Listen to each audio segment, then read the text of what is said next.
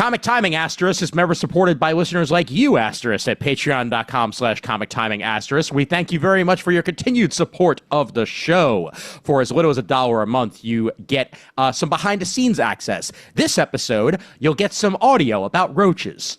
Yes, that happened.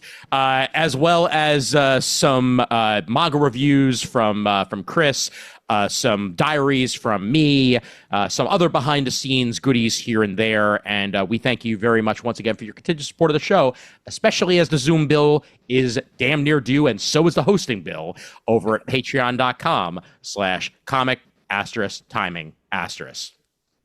Asterisk. Asterisk. I'm naming my firstborn child Asterisk.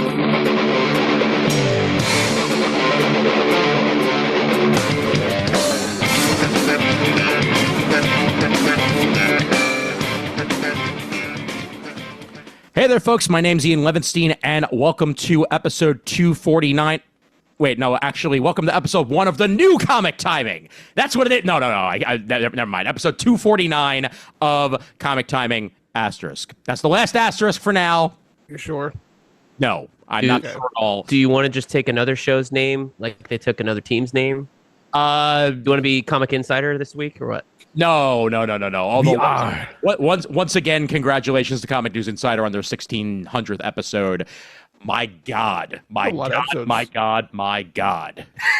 then again, Jim puts out like 4 or 5 episodes a week sometimes when he has interviews. So that's how you get the numbers like that. And that's why we are about to hit 250, because we didn't put out episodes for a while, but we're back in style. And we got plenty of people on this episode. So we're going to be wordy bitches, as our main focus on this episode is going to be a review of Thunderbolts Asterisk that was released in theaters about 2 weeks ago as we're recording this. And we're going to get some spoilers. We're going to get into, what this means for the MCU in the future, yada, yada, yada. And we got some other stuff to talk about, too, that we're going to fit in, of course, along the way. Let me go around the Zoom here. Started off with Mr. Donovan Morgan Grant. Donovan, welcome back. Hello. I have no pithy things to say. Just happy to be here. Hi, everybody. Hi. I like your Amazing Spider-Man shirt. It's very nice. Thank you very much. Black costume, baby. And I also made sure to wear a Avengers shirt for this one. Yes. I not only did I survive the Battle of New York, but also there's at least one copyright symbol on here. We'll get to that later. Also joined by Mr. Jamal Eigel. Jamal, welcome back. Hi, I'm Bob. No, you're Jamal. You're Jamal. No, I'm Bob. Hi. Hi, Bob. Hi. Damn it! Damn it! That's it. Your contract is voided. Moving on to Mr. Raphael Suhu, the man in the chair. Welcome, Raph. VR. I fanboy. Wow. Damn, man. I haven't even thought of iFanboy, and I can't say how many years. Well played, sir. Well played. Can we take it? No. I'm sorry. We're comic timing. I've taken way too many years to try to build a brand here. I'm not just going to go ahead and steal somebody else's, all right? That would be silly. Look with your precious eyes. My brand. And I expected nothing less. Job well done. Brandon, welcome back. I like my hat. It's kind of cool, But my hat is cool. And Mr. Brent Cassina, once his internet issues were figured out, he made it on the call, and he will stick around while probably sipping a brown liquid, as is tradition. Correct. The worst course- that ever. And of course, Chris Naudis. Hi, I am also wearing a acceptable. Yes, everyone gets to look at my boobs for like 2 seconds there. I missed. I finally found this shirt after God knows how long, and I was tempted to wear it on Sunday, but then I'm like, you know what? I don't need some nerd like getting into it with me, so I'll wear it now instead. So here's some important questions first. I mean, Brandon, I know you had a free comic book day stuff going on, as anybody who is subscribed to our YouTube. If you're not, hey, guess what? Mid-episode mentioning it. Go and subscribe to our YouTube at Comic Timing Podcast. We'd love to have you. I want to try to get to 500 subscribers maybe by the end of this year. I'll even take 300. I'll even take 200. Just please. Well, we're at 200 now. No, we're at 130. We're at 131 subscribers at the moment. Or 132, I think, last I checked. But either way, it'd be nice to have them. But what'd you guys do for Free Comic Book Day? I'll go around the horn, but I'll start with Brandon since I kind of know what you did, but the listeners may not. Well, I worked on Free Comic Book Day. Yes. At my store, we had a banger day, actually. A really good day. Good. We had people from Zenescope come in and some artists come in also, and it was really nice. Really getting some people out there buying some books. Nice. Who'd you have from Zenescope? Oh God, I'm blanking on his name right now. He did the what's that book called? Green Eggs and Slam. Green Eggs and Slam. Okay. Or I'm sorry, Green Eggs and Blam. Green Eggs and Blam. Yeah. Man, Goat, and Bunny Man. Oh, okay. Cool. Yeah. Man, Goat, and Bunny Man. Yes, indeed. That is the man's name, and there's a rocket in his pocket apparently, Yes. as is the cover to Green Eggs and Bunny to Man, Goat, and Bunny Man. Green Eggs and Blam #3. So Yes. nice. So he came out, signed some books, gave some prints out.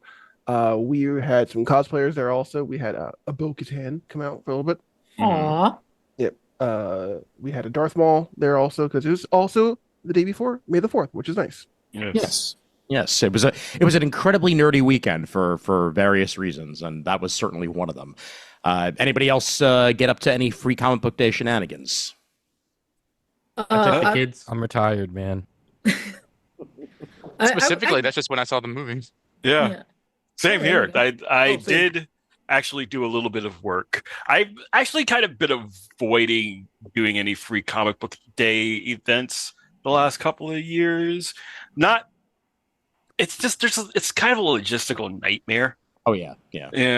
And I would rather actually be drawing comics like the one that I'm currently drawing, which is Toxic Team Up, featuring Dragonfly Man of the Wrong Earth, coming out from Ahoy Comics later this year. So Plug. Well done. Can you get Peter Dinklage to promote that comic book when he's on the Tonight Show promoting his Toxic Avenger movie? Do you think that'll be a thing? I probably couldn't, but I'm sure Lloyd Kaufman could probably get him to say Anything. something. But the Toxic Avenger comic book, the one that Matt Bors and Fred Harper is doing over at Ahoy, is right now it's like Ahoy's highest selling title. Ooh, Nice. sounds good. Yeah. Chris, what'd you do? Well, so like you said, it's a busy weekend. We got May the 4th, Free Comic Book Day. I first went to Jane's Walk, for those who don't know, which I assume is all of you. There's like Jane Jacobs, the urbanist who fought against Robert Moses, total, historical battle, whatever. But like the first weekend of May is always in her honor and people lead like free tours. So I went on these tours and one of them was the Art Deco structures of like Midtown Manhattan. Nice. And then after that, since I was in the neighborhood and it was Free Comic Book Day, I did go to Midtown Comics, which I don't think I've been there for Free Comic Book Day in like more than a decade or whatever. Like I usually try to go more local. I just happened to be in the neighborhood. And I would say it was not very fun, to be honest, because you just waited on the line. They handed you a bag with some comics. And then when I was like, is anything on sale? And they're like, no. And I'm like, oh, well, I guess I'm leaving. Wow. I'm a little spoiled by stores that usually do like 10 or 20% discounts on Free Comic Book Day because I saw a book I actually probably would have bought and I was like, you know what, I'm good.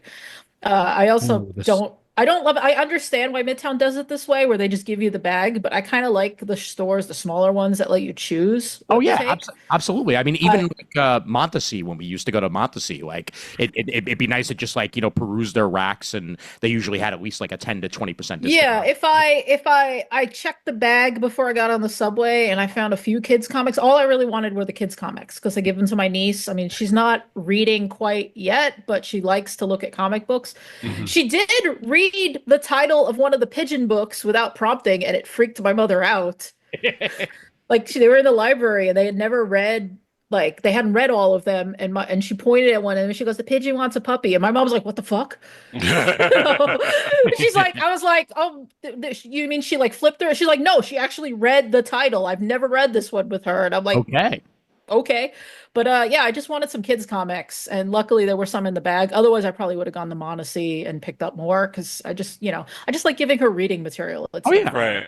Yeah, If absolutely. you want some insight, usually what happens, so they've been doing the bag process since 2010 or 2011. Yeah. And usually what they do is they have two people, one of them may be on this call, go to the warehouse the night before and spend 6, maybe 7 hours packing up every single title until they were all gone and all in a bag. And Wow. yeah. Yeah, I'm done with Free Comic Book Day, by the way. Yeah. I don't know if you've noticed that. I think we that could be a larger discussion because I asked Ian if he was doing anything, and he said he doesn't even read the issues anyway. Yeah, like And three quarters of the time, they'd wind up just collecting a pile, and I'd read like one or two of them, but then I'd be like, yeah, I'm gonna get to that eventually, and that eventually never came. So, And most of them are also primers now, which is kind of, I get why, but yeah. Yeah, but I mean, yeah, it's a good. It is exactly good for what you're talking about, Chris. It is good to get some comics for younger readers or people who might not necessarily be reading comics that may be interested in reading comics.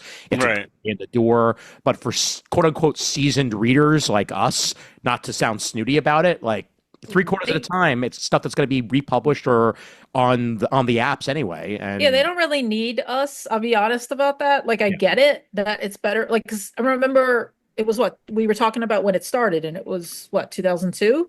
I believe so. Yeah. Yeah, and I remember, going to see this first Spider-Man movie, the Sam Raimi movie, and they were giving out, comics at the movie theater, which we've been saying for 20 years is what they should be doing with these comic book movies in general. Yes.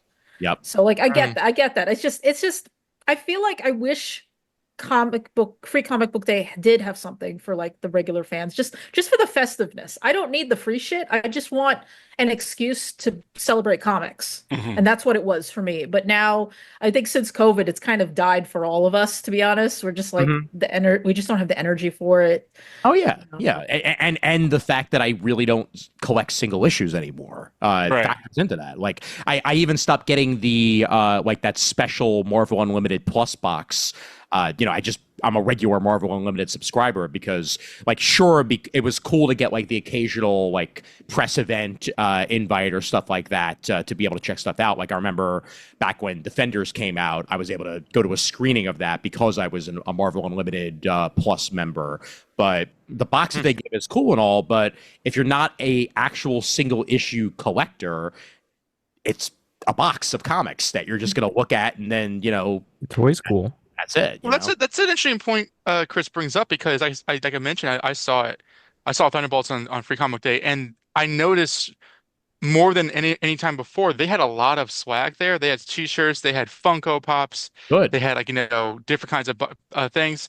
It didn't occur to me like oh yeah, today's Free Comic Day. They should have had some sort of comic representation. I know there was a trade recently put out for the Thunderbolts that has Bucky front and center, and that you're not going to have a lot of Thunderbolt comics that have this specific team, but because it was Free Comic Day, they should have really coordinated that much better, and it was just kind of like much more of the kind of mainstream pop culture Funko crowd in terms of merch. Just I know from obviously having worked for Marvel and DC for years, I know how hard it is to coordinate that kind of thing internally. Oh sure, yeah. And to get approvals for things, like even if you were to take the exact same team configuration, that requires a lot of editorial coordination as well, because those characters more often than not are in different offices, and are the responsibility of different editors. So now There's we've only got, 3 offices at Marvel. It's fucking Avengers, Spider-Man, and X-Men. What other offices? there are other offices. Fantastic Four. Yeah. Those are editorial Ghost, offices. when was the last time Ghost has Iron actually appeared in the Man. comics? Well, it's not. It's Matt Fraction. I don't know. yeah, probably. Well, Ghost was a Thunderbolt at one point. Yeah, that's good to know. So, most of these characters were in a version of the Thunderbolts at some point in time. Not always at the same time, and some of them were actually Dark Avengers rather than Thunderbolts. But Was Yelena ever a Thunderbolt? Yelena Yes. was, yes. Yes. During Civil War also. Yes. Yeah. Would it be She's also a Dark too- Avenger. I'm pretty what's sure. that? Would Yeah, it be too much to kind of like request like the briefest like summary for people who may not know from the comic books what the Thunderbolts were? Are we Yeah. still That's talking probably Free Comic different. Book Day? Yeah. We are going to get into that very, very soon. But yes, no, Brent, I wanted to figure out. Did you bring the kids? And I brought the kids. Yes. Our little store over here, Epic Comics, lets you take 5 each, cool. Wow. and they have a sale. I mean, literally a tiny comic book store, in a strip mall, and they have like one stall, like what you would get, the minimum you would get in a strip mall. That's what they got. Right. That's the space they have. But they order one of everything, like every single free comic book day offering they had. So I love taking the kids because they have the smorgasbord of everything. And Right. try as I might, Noah is 7, and I'm like, hey, would you like to try Superman? He's like, no. You used to like Spider-Man? Would you like to try Spider-Man? No. Spidey and his friends, he got. I don't think he's read it. And then he got into Godzilla last year. I'm like, hey, would you like to try Godzilla? He's like, Hell yeah. no. Oh. And then so Aw. I got those. And then I got Fantastic Four and X-Men. And then I got Conan. I haven't read this yet. But my main complaint is that, yes, like they're all primers. Like even this Conan one is the thickest one of all. I think it's got thicker paper. Right. But I was flipping through it, and the art's cool. I've read some Conan's comics. The Jason Aaron stuff I liked a lot. And I was like, all right, cool. Maybe this is like a full story. Nope, it's 3 different stories, 3 different artists. Same thing with Godzilla.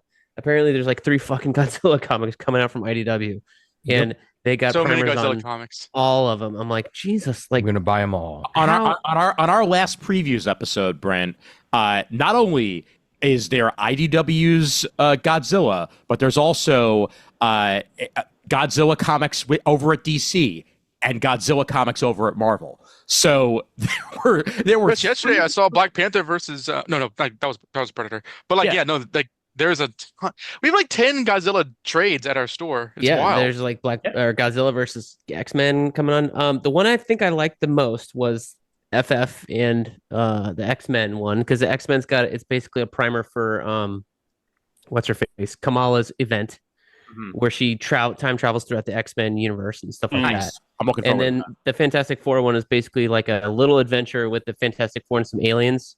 These aliens think they're summoning like a demon, and actually they arrange some weird crystal thing that actually attracts space-time teleporters. So it ends up being the Fantastic Four the first time. And then they changed the scenario. They're like, never do this again. They're like, we won't. And then the FF changed the little symbol so that they attract the FF every time. So the thing comes back and is like, we told you not to do that. And that's kind of how it ends. It's funny. But I like that. That's a fun little short story. And I guess it's a primer for FF #1 with Humberto Ramos, which I will read that one. Heck yeah. absolutely. How was his art in the comic itself? Was it which level of Ramos was it? Like was it like full Ramos, or was he behaving himself?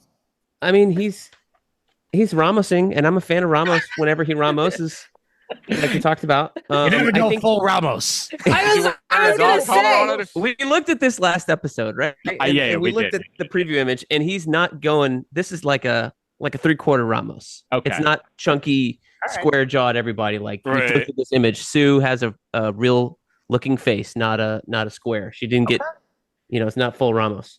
That's exactly the level Ramos that I like. So that's the Superman Absolute Universe flip book was fun. Nice. That's 2 little half stories. Raphael Albuquerque, man, I loved his Blue Beetle, but his new scratchy, detailed style he's just aping Jamal Angle here. Like, he needs more flavor. I'll bring it up to him. I see him at some of the Raph meetings we have every now and then. Mhm. The Council of Raphs. But Olivia got some Tamagotchi book and stuff like that, and then they not suckered me. I wanted to buy something from the store, so I got them each a little graphic novel. But it's stuff they want. Like Olivia got it's called Primer. It's published by DC. It's about a girl who paints. Yeah. And then I think there's a second volume where she is trying out for the Teen Titans. She really liked it. She's read it like 4 times. And then Noah, I told him no Captain Underpants and no Dogman because that's like all he reads. So he got something else that's basically that, but it had way more words than any of the Dogman books. So he was like, "Dad, this is taking me a while. I'm only on chapter 4." But it's like the same format, same size. Like that size, those little hardcovers for kids is phenomenal. So the Tamagotchi book is interesting. I didn't get a copy because it wasn't in the bag, but it's Tamagotchi Paradise. And I was reading like on Engadget, which I still occasionally check. They were talking about how like Bandai actually filed a patent or a trademark name for Tamagotchi Paradise. So that might be the name of the new product, but the comic doesn't mention it at all. Interesting. So it's just a weird little thing. Like they're promoting something that isn't even announced yet because which the Engadget post was saying, okay, the way they're describing it, it really sounds like they're making like Tamagotchi Snap. Okay. So I wish I had gotten a copy. I made her get the Archie book also. I don't think she's picked it up or read it because we went to Amanda's aunt's right after that. And so they had more fun there than reading comic books. That's great. But I was like, she's watching the old Nickelodeon show with Ariana Grande. I don't know the name of it. On Netflix. Sure. The cat one. I don't know. And so I'm like, well, that's a high schooler show. Like you would try Archie. You would like this. It's about kids in school. And I don't know if she read it, but I was trying. But it wavers from year to year of like stuff that has free comic book day that my kids like. They're like only want to get stuff that they're interested in. And I'm like, try something new. And they're like, it's not even stuff that I like. I'm like, I've never read this. You try it. Exactly. I'm not trying to force Superman or Spider-Man down Noah's throat as much as I would love to. Well, as we've discussed on the show before, you can't force a kid to like something because they're just going to hate it that much more. Like right, and that's my total thing with them. They're like, "Hey, Dad, you like Batman? Look, there's Batman. Look, there's Superman." I'm like, "Okay, yeah, you're right. Guys are absolutely right. Do you want to watch this with me?" They're like, "No." I'm like, "Okay." That's interesting because you think it's hard now? Try it with a 17-year-old. Oh God! I'm serious curious about that. Yep. Shut up! You're not the boss of me. You can't tell me what to do. My dad, when he was like, because he was like a 70s Marvel reader, he loved Luke Cage. But I'm growing up in the 90s, so Luke Cage never really had a major profile. So whenever he mentioned Luke Cage to me, like there was very little comics for him to kind of demonstrate who that character was. I was like, "You mean Luke Cage from Mortal Kombat?" And like, I would be interested, but I could never really connect with it when I was younger. So I can see that. Where's my money, honey? Yeah. I mean, I've been bonding with my mom over James Bond. I always thought James Bond was kind of stupid or whatever. And now that I've watched every single James Bond movie, I thought I love it. It's stupid. Yeah, I think I might have to do the same at some point, Chris, because there's a bunch of them that I still haven't seen. I enjoyed. I mean, I still haven't posted. I meant to do a Blue Sky thread. I was going to do the 5 most racist Bond movies. Which I could do as a Patreon exclusive. Yeah, maybe should. There you go. I want in on this Bond talk. Like who's your favorite Bond? After this episode is released, there's also an article that Chris made that I'm gonna put up. I promise I haven't forgot about it. It's been busy as hell at work, but I might briefly just mention what like it's about. I mean, Sorry, wait. Let me go back to the Bond. You're asking me my favorite, and I'll go with the skeet I made, where I said liking George Lazenby as best Bond is like preferring Spanish Dracula. You are technically correct, but you're never going to win an argument about it. Because I am one of those people. I'm like, wow, he's actually pretty good, but I can see why, But and then like with Spanish Dracula, I think it's better than the Bela Lugosi, but I know I'm never going to win that fight. Lazenby had one of the best teams. I like how you laid that out. But Chris, is it better than Dracula eating a hamburger? No, no. I did a freaking panel on that. Do not bring up Toei's Dracula, okay? Dude, bad anime bad did it like 849 times. It's embedded in my brain. Yeah, that's the only reason Ian knows about it. I did convince a friend, a movie file friend, to watch it, and I remember his Letterboxd review was like, "Oh my fucking god, that was terrible." Oh god. Here's the thing. Yeah. Yep. No, but the thing, Ian, Ian will put up the post. I did go. The brief thing is, I went to the Brooklyn Independent Comics Showcase. It's in its third, fourth year by now. Something like that, yeah. It's free, and as my post will say, there is no reason not to go because it is fucking free. But I did want to bring up, I did buy stuff at this. It was like going to Mocha, but free. Ah, I miss doing that. Yeah, no, I bought a few things at it. I didn't mention this in the post. This was a zine that is a fanzine of two different pieces of art. I don't remember, I can't name them offhand. Actually, it says it on the back. The Lady and the Unicorn and the Unicorn Tapestries. oh, okay. Except it imagines it as like a lesbian romance. There is a sex scene. Okay. I told the creator, I was like, I don't know if I'm really into it, but I kind of admire your gumption, so I'm going to pay for it. And Yeah. she was, she gets paid. She doesn't give a fuck. So is this a unicorn having sex with a person? Yes, the unicorn is having sex with the person on the cover. Finally. Sex. Yeah. I mean, look. That here's is the- I gumption. Last unicorn happened before. I bought shout out to dead anime moms. Nice. Oh, good. Yeah, just a little zine. I think it was only $1. I did not say this in the blog post, but I have very strong feelings about, like, I'll go to these shows and people will have these 8-page zines, the ones you make out of, one sheet of paper. I was waiting for 0 Unit 1. Yeah. And I've seen people sell them for like $5, $8. And I'm like, no. This at most is $2. Yes. I don't care how much the table costs you. If you're losing money on this, a single pieces of paper comic like this is a loss leader as far as I'm concerned. This is a thing that gets me to look at your table. It is not meant to be your main product. And I just happened to notice, I was like, oh, this is $1. Of course I'll buy it because it's funny. But I just got mad when I saw so many people selling little zines like this for $5, $7. It was ridiculous. I also Is there follow-up shout out to dead Pixar parents? I could ask them. I'm sure their name is. or just somewhere. Disney parents in general, Brent. I mean, come on, like let's be real here. Yeah, I also got for free was What's Going On with the 2024, the June 2024 NYC mayoral race. Wow. So I'm going to give this to my mom because my mom was like, I like Cuomo, and I'm like, no, bad mommy, bad mommy. Yeah. Shout out to Zoran Mamdani. I like him. I like him a lot. So I'm voting for Zoran.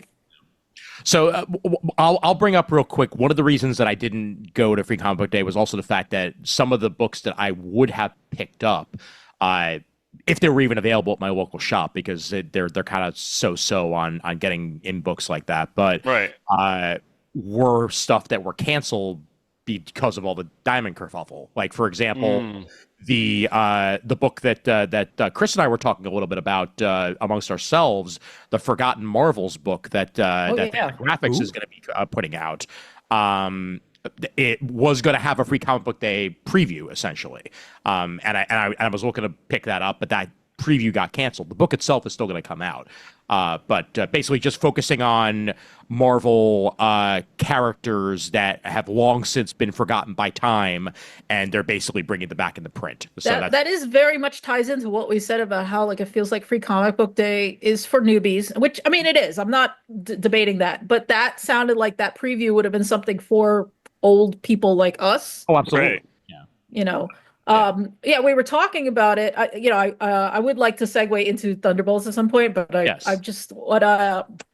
so everyone knows I've been reading old issues of stuff. Like, I was doing every issue of Avengers. I stopped somewhere in 1985. I will get back into it, but I'm reading X-Men now. And what I do is I like to credit everything I read on Goodreads because I want to keep track of how much I'm reading. So I will look up a similar book that has the issues I'm reading and then log it. And I've been using Marvel Masterworks, and Marvel Masterworks actually reprints, in addition to, like, it'll be X-Men 182 to 190 or whatever, is they'll also reprint like Marvel Team Up and Marvel Fanfare and all that stuff. Yep.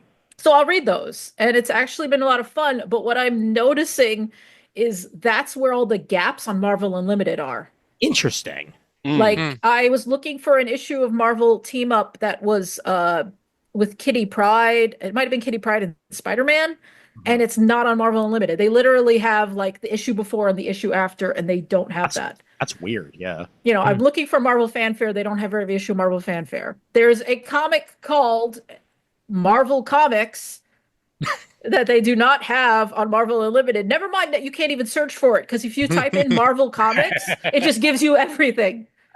Yeah. Like it's so stupid, but like that's what's Yep. interesting. What Ian talking about they're reprinting these lesser known characters is that's where the holes on Marvel Unlimited are still. I'm noticing they just, or not just, but they've been putting up Millie the Model and Patsy Walker. Finally, I think years ago I was looking for them, I didn't find them, and now they are. Yeah. They've been doing that over the past couple of years. Yeah. Yeah, but that's been my biggest problem with like Marvel Unlimited is if it's something more obscure and like, you know, and the thing is some of these are they've already been reprinted. They have the digital files because they reprinted them in like Marvel Masterworks, and they're not on Marvel Unlimited. It just drives me nuts. That is incredibly weird. Yeah, because like you said, it'd be one thing if we knew they didn't have the scans, but if they republish them, they clearly have the scans. So what's up? What's up? Piggybacking off of that a little bit, and yes, we're getting there, but it makes sense to mention this now just because you're talking digital. On our Comic Timing fan group earlier today, longtime fan of the show, Tivis Jacob Sloan, posted about the Comics Plus app, which is powered by Library Pass. And I had no idea this thing freaking existed, but B, I wish I had. Before the announcement that came in literally this week that they had Boom Studio stuff on there. And this goes into Diamond, this goes into Free Competition, this goes into all that crap that, as we stated, Boom Studios is now owned by Penguin Random House, like outright. They are going to be distributing them, and they own the company. And as part of that, Penguin Random House's policy on digital releases of comic books is very different than what Boom's was as an independent comic book publisher. For one thing, they were all about this shit. Penguin Random House is not, because they want you to buy stuff. So their entire library of Boom Studio stuff is going to be removed from Comics Plus at the end of the month. On May 30th, 2025, it will no longer be there. However, I do want to point out, just in general, Comics Plus is an app that has a large selection of Dark Horse, Dynamite, Image Comics, Kodansha, Mad Cave, Only, Tokyo Pop, Yen Press, and the list goes on for free if you have a library card. And NYPL is part of it. I had no idea, because for years, most of the digital comics, library stuff, NYPL hasn't bothered to pay for. But this is a non-for-profit that's been partnering up with libraries, and they've been putting stuff on there. And Radiant Black volumes 1 through 4 are available for free on Comics Plus. Saga, all the way up to volume 10, is available for free on Comics Plus. The entirety of Invincible and The Walking Dead is available for free on Comics Plus. And tons of stuff from other publishers. So, yeah, they're losing Boom, but check this out. If you have a library card and you're into digital, it's available on iOS, it's available on Android. I'm going to talk about one of the comics that I got a chance to read because it was on there, day and date of release, later on in the episode when we get to what we've been reading. But please patron this app and make sure that it continues to exist, because holy shit. A lot of books. Holy crap. It is. Chris, you're muted. Yeah. Libraries want you to use these things because the thing is they have to measure usage, and if it's not getting used, they're going to stop having it. so you do need to use these things. Yeah, absolutely. And Yeah. I would hope, I don't know, I mean, I've never heard of this thing. I mean, or I might have heard of it, but didn't, pay much of attention. But I just hope it doesn't end up like Hoopla. That's what I was thinking actually. Yeah, Like, because I get really annoyed when people are like, "Oh, you want to watch this movie? Just use Hoopla." Except that NYPL and Brooklyn Public Library, we don't have Hoopla because it got too expensive for our local libraries. Yeah. For New Yorkers, I will tell you, Queens Public Library still has it. So, yes. that's your little hack to get around this issue. But Yeah. If you want to go to their actual website, by the way, it's comicsplusapp.com, or just search for Comics Plus on, iOS or Android and you'll find it. But yeah, go through it. I will say, because it's a somewhat new app, its search function is worse than the combination of Marvel Unlimited and DC Infinite combined. Like it is trash. I searched for Crossover by Donny Cates because I wanted to see if it was on there. And when I put in Crossover, it didn't show up. But then when I switched it to alphabetical, the first thing that came up was Crossover. So it is available on the app. It's just you might have to fight a little bit to find some of the I have told Ian we should do an episode about the state of digital comics apps because they're all still terrible in their own special ways. Yep. Oh, like, again, I mentioned like Marvel Unlimited, like my biggest issue is just trying to back out of an issue once I've started it. Like I have the iPad and I'm tapping on the screen. It doesn't want to go back.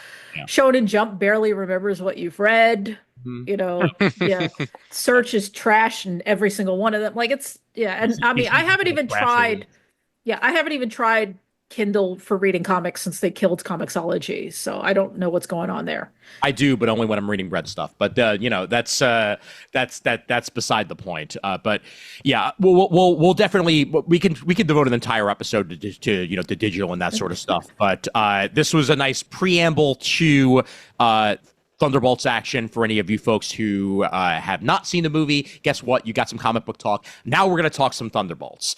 Asterisk, asterisk, asterisk, asterisk, asterisk. Spoilers after the asterisks. Donovan, you wanted a primer on what the Thunderbolts are in comics, and I will summarize that as much as humanly possible here. So, once upon a time, there was Onslaught. Onslaught happened, guys. Thank you. Yeah, let's be honest How can I here. forget? There's a lot of bullshit attached to the origin of Thunderbolts. Let's get that out so there. much. But I'm happy you say that. But a history of swerves are related to the Thunderbolts, like literally built into the team itself, because coming out of Onslaught, and when all these heroes were totally dead, we swear, and not being drawn by Jim Lee in an alternate universe, Or Me Liefeld. and Rob Liefeld. Yeah. Liefeld, come on, Will Portacio, like, come on, please. But while that was going on, the Thunderbolts were being created by Kurt Busiek, and later written by Fabian Nicieza for a very long time as well. And they were created as this. Hey! Mention the artist, please. Oh yes, Mark the Legend Bagley. Mark Bagley, yes. Yeah. Mark Bagley, co-creator of Thunderbolts, was on the title for a very long time as well. Did a damn good job of it. Also, Tom Grummett had some amazing runs. Grunwald, wasn't he a part of it? Grunwald was part of it. Grunwald was part of the initial pitch. Because he died around that time. That's exactly what it was. Yeah. Grunwald helped build the pitch, and then he unfortunately passed before it actually got to print. But there was a hole, and because there were no Avengers essentially, and the Thunderbolts. No Avengers, no Fantastic Four. No Fantastic Four. Yep. Yeah. No, really, the X-Men were basically the only team that was unaffected because mutants were not in the Onslaught hole. Like, they weren't able to sacrifice themselves in that fashion. Yeah, let's not overcomplicate things by mentioning it. It's the X-Men. I think you don't have to say why the X-Men weren't involved in something. That is part of. It's like last year when we quibbled about is Onslaught an X-Men villain or Avengers villain? Oh dear lord! But so yeah, the Thunderbolts came along, and they were billing themselves as a hero team, but in reality, oops, all villains. Literally, the last page of issue 1, I remember reading it. I think I read it in Jim Hanley's because I was poor. I don't know if I bought it or not, but I heard some buzz about it. I picked it up, and it's just literally like, little did I know, we're actually, as Ian put up the panel right now, the masters of evil in like big scary font. Yep. Yeah, and the original Thunderbolts were the villains: Fixer, Beetle, Screaming Mimi, Goliath, and Moonstone, along with, of course, Baron Zemo, and they were masquerading as heroes. Over time, a bunch of these people did reform, especially Screaming Mimi, Songbird. AKA Songbird, yes, what became an Avenger multiple times in Avengers Forever. She was one of the main focal points of that as well. Her relationship with Janice Vell in the quote unquote future. There's supposed to be a future where she's one of the greatest Avengers ever, but comics. So what are you gonna do? We still haven't gotten to that. When has she been actually an Avenger, Ian? She was an Avenger, I believe, during the Initiative, actually, if I remember correctly. Civil War, That sounds about right. Post Civil War, she was actually an Avenger for a short time. I don't know if it was the main Avengers team, but she was an Avenger. And like she had like an ID card and everything, so that made her one as close as she's gonna get. Unfortunately, she might have also been in Mighty Avengers at one point, if I'm remembering correctly. I think it was, yeah. Yeah, Slots Mighty. I think she might have been a part of. Nonetheless, it was 2015.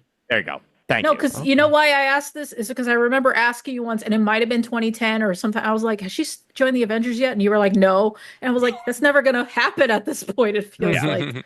Yep. And yeah, so they have a history of being villains.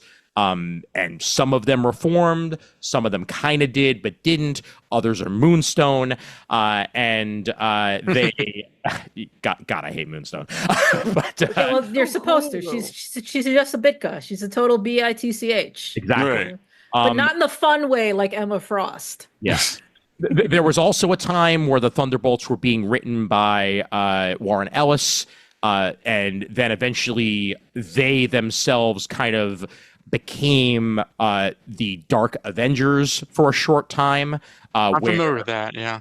Yeah, where essentially it was a whole bunch of villains masquerading as heroes, the same way the Thunderbolts were, only now it was people like Venom.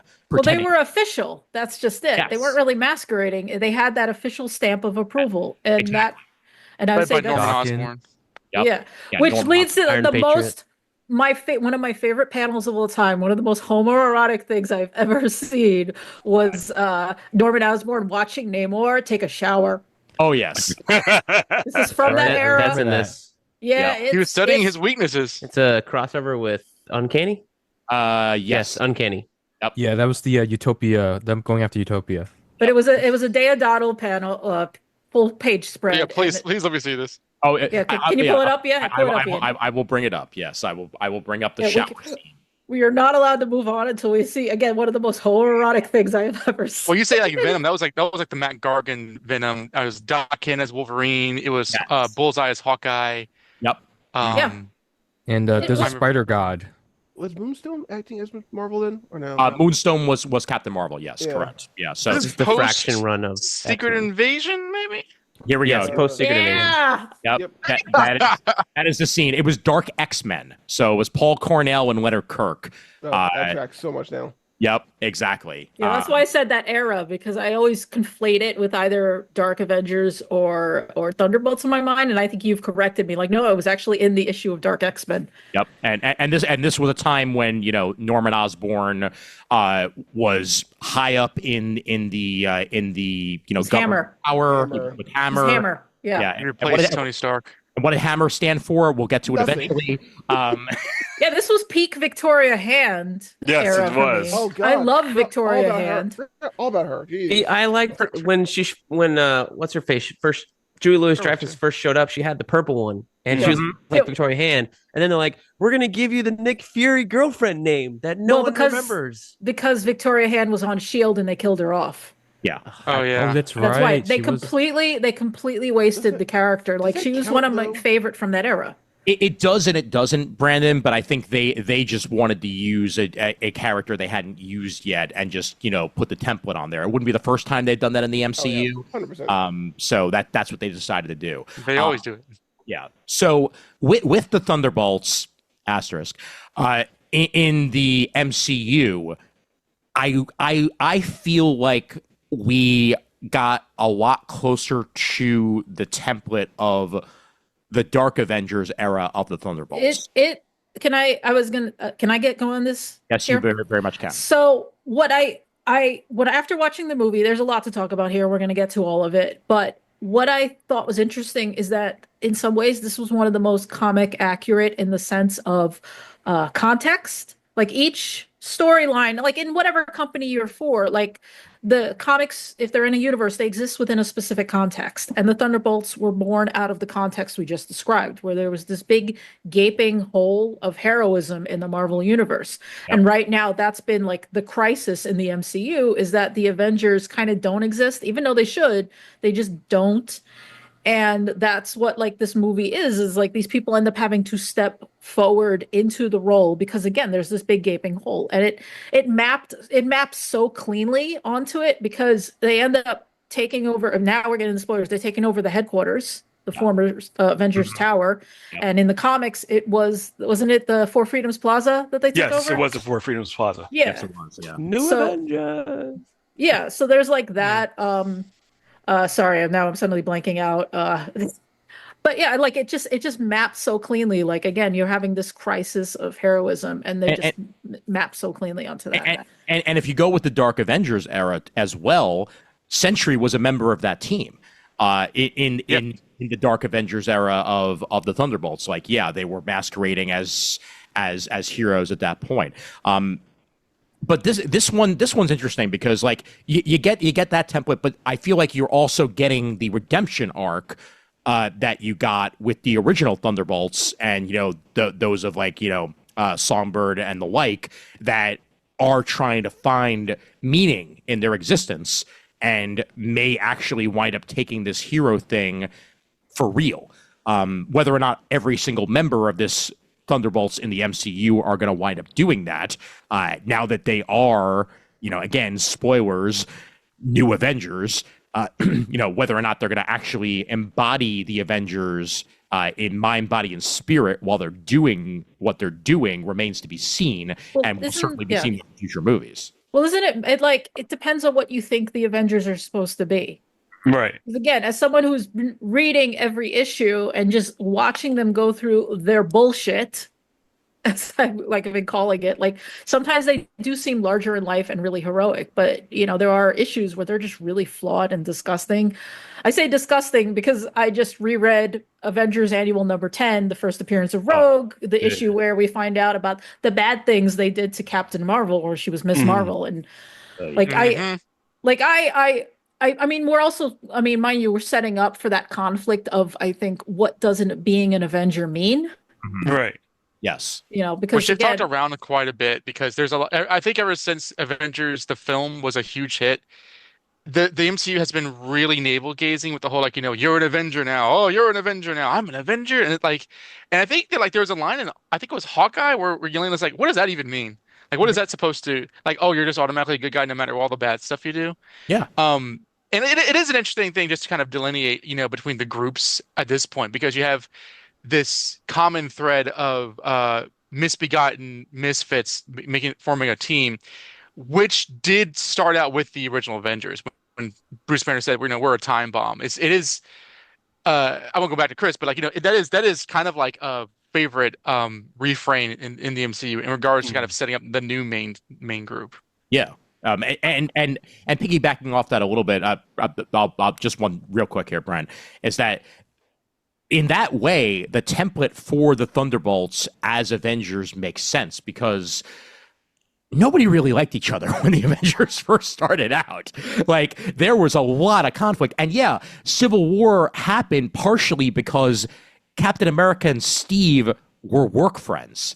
They did not like each other.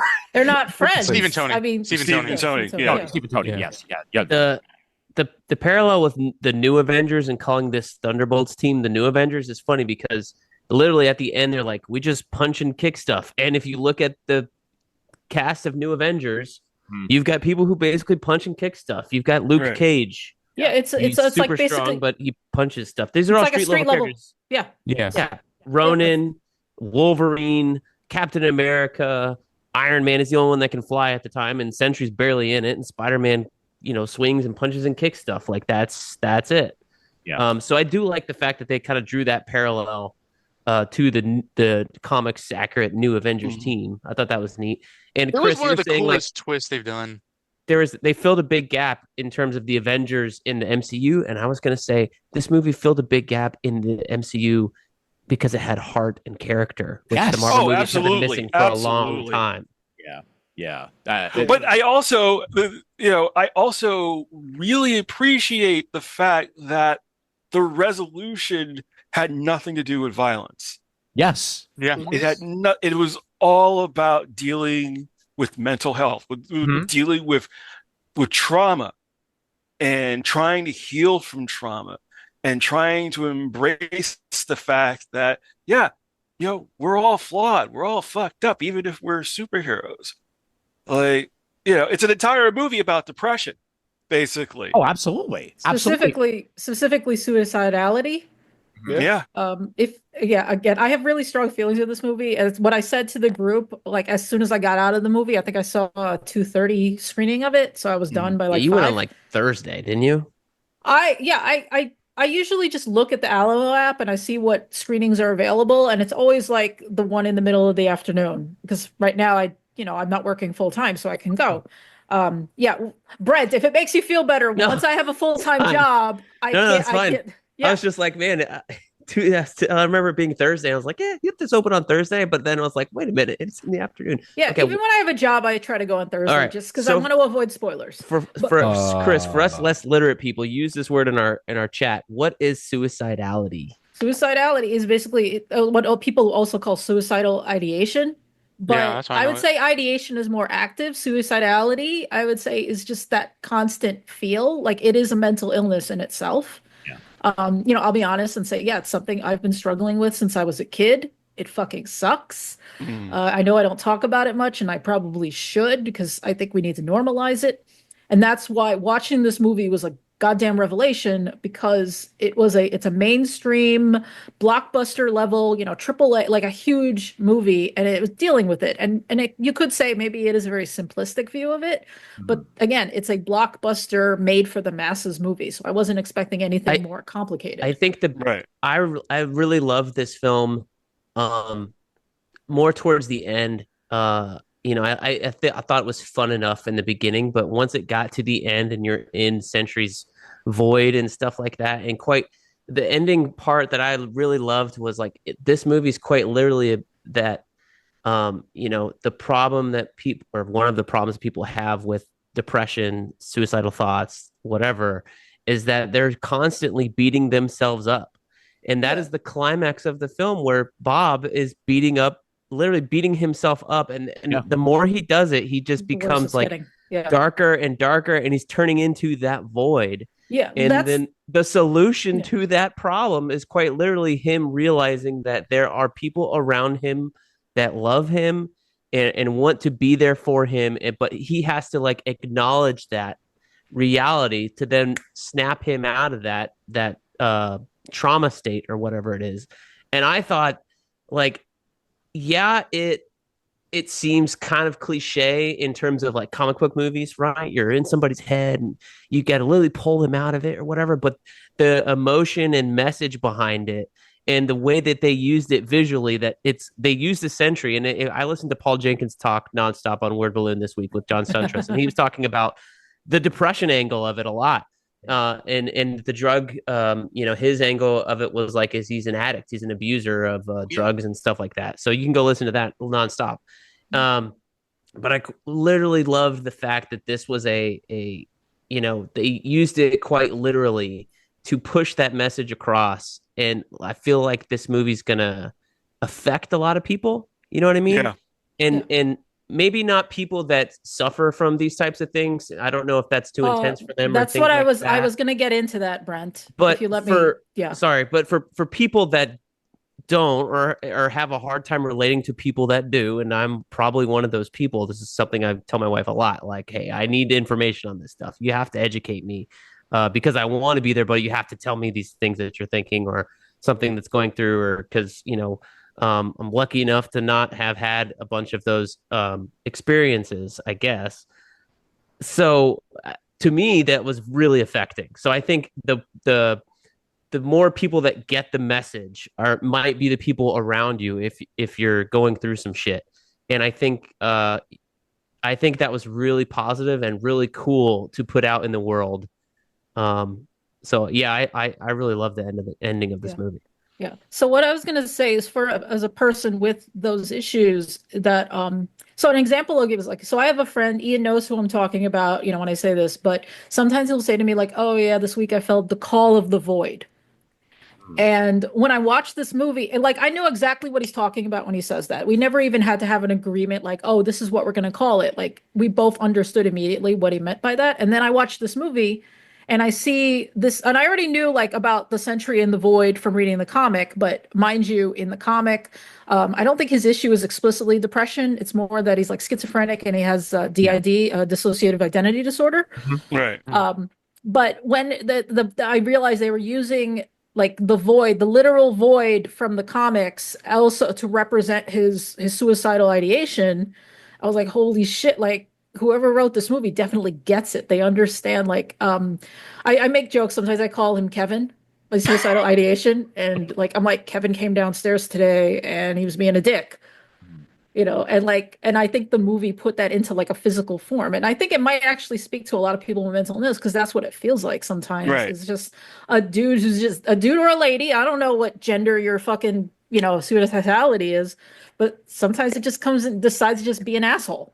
Yeah. And you can't beat it Speaking up. of- Like Brent mentioned, like the movie, made the point, like you can't beat it up. It is something you're going to have to live with, which is what Bob, in the end of the movie, he's like, it's still there. It's not gone. He's not magically better.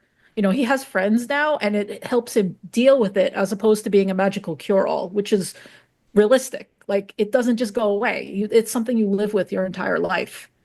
Jake Schreier, the director of this movie, and Eric Pearson, the main writer, along with Joanna Kahlo, one of the other credited writers of this, they mentioned that, and I'm mentioning it as well, that secretly one of the best things that happened to this movie is that Spider-Man already did the erasing your memory plotline. Right. In the comics, that's how Sentry, stopped having to deal with the void constantly. Is that Sentry had secretly existed since the beginning of the hero era. Of the Fantastic Four, like the Bronze Age of comics, like that's basically where he started, the Silver Age, Bronze Age, whatever you want to call it, and then he erased everyone's memories because if they didn't know who he was, and he didn't know who he was, then the Void couldn't come out and cause havoc on the world.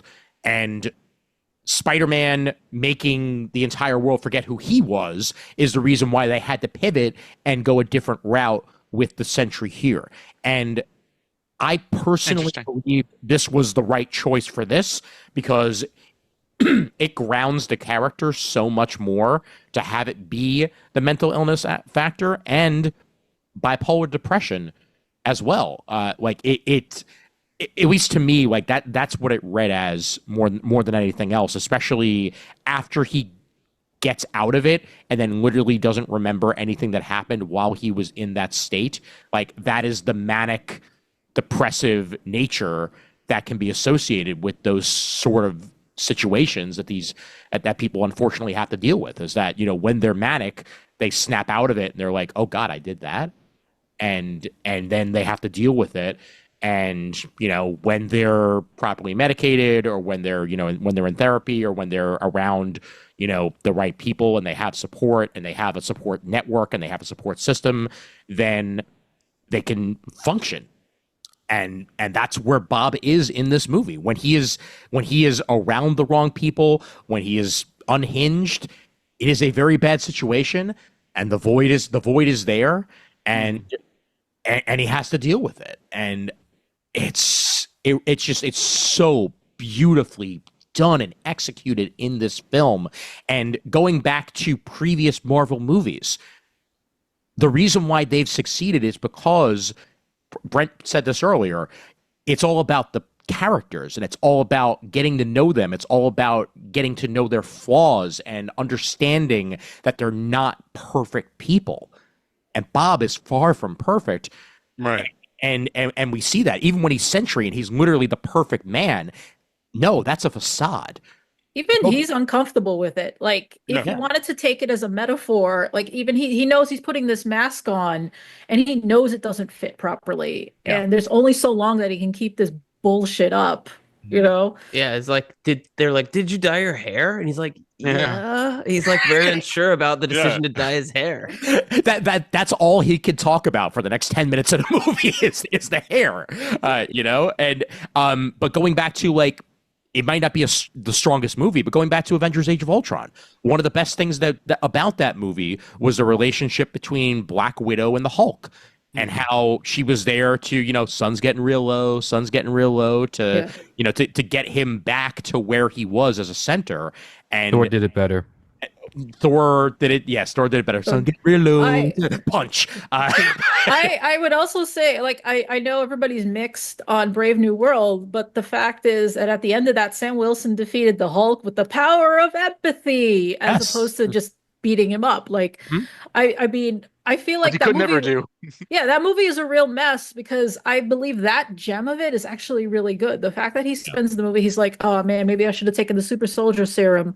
Right. And, you know, he has that physical proof of, oh shit, I can't defeat the Hulk. But then he's able to use his power, again, his power of empathy, of being this man who just tries to reach people where they are and, like, you know, touch their hearts. And that ends.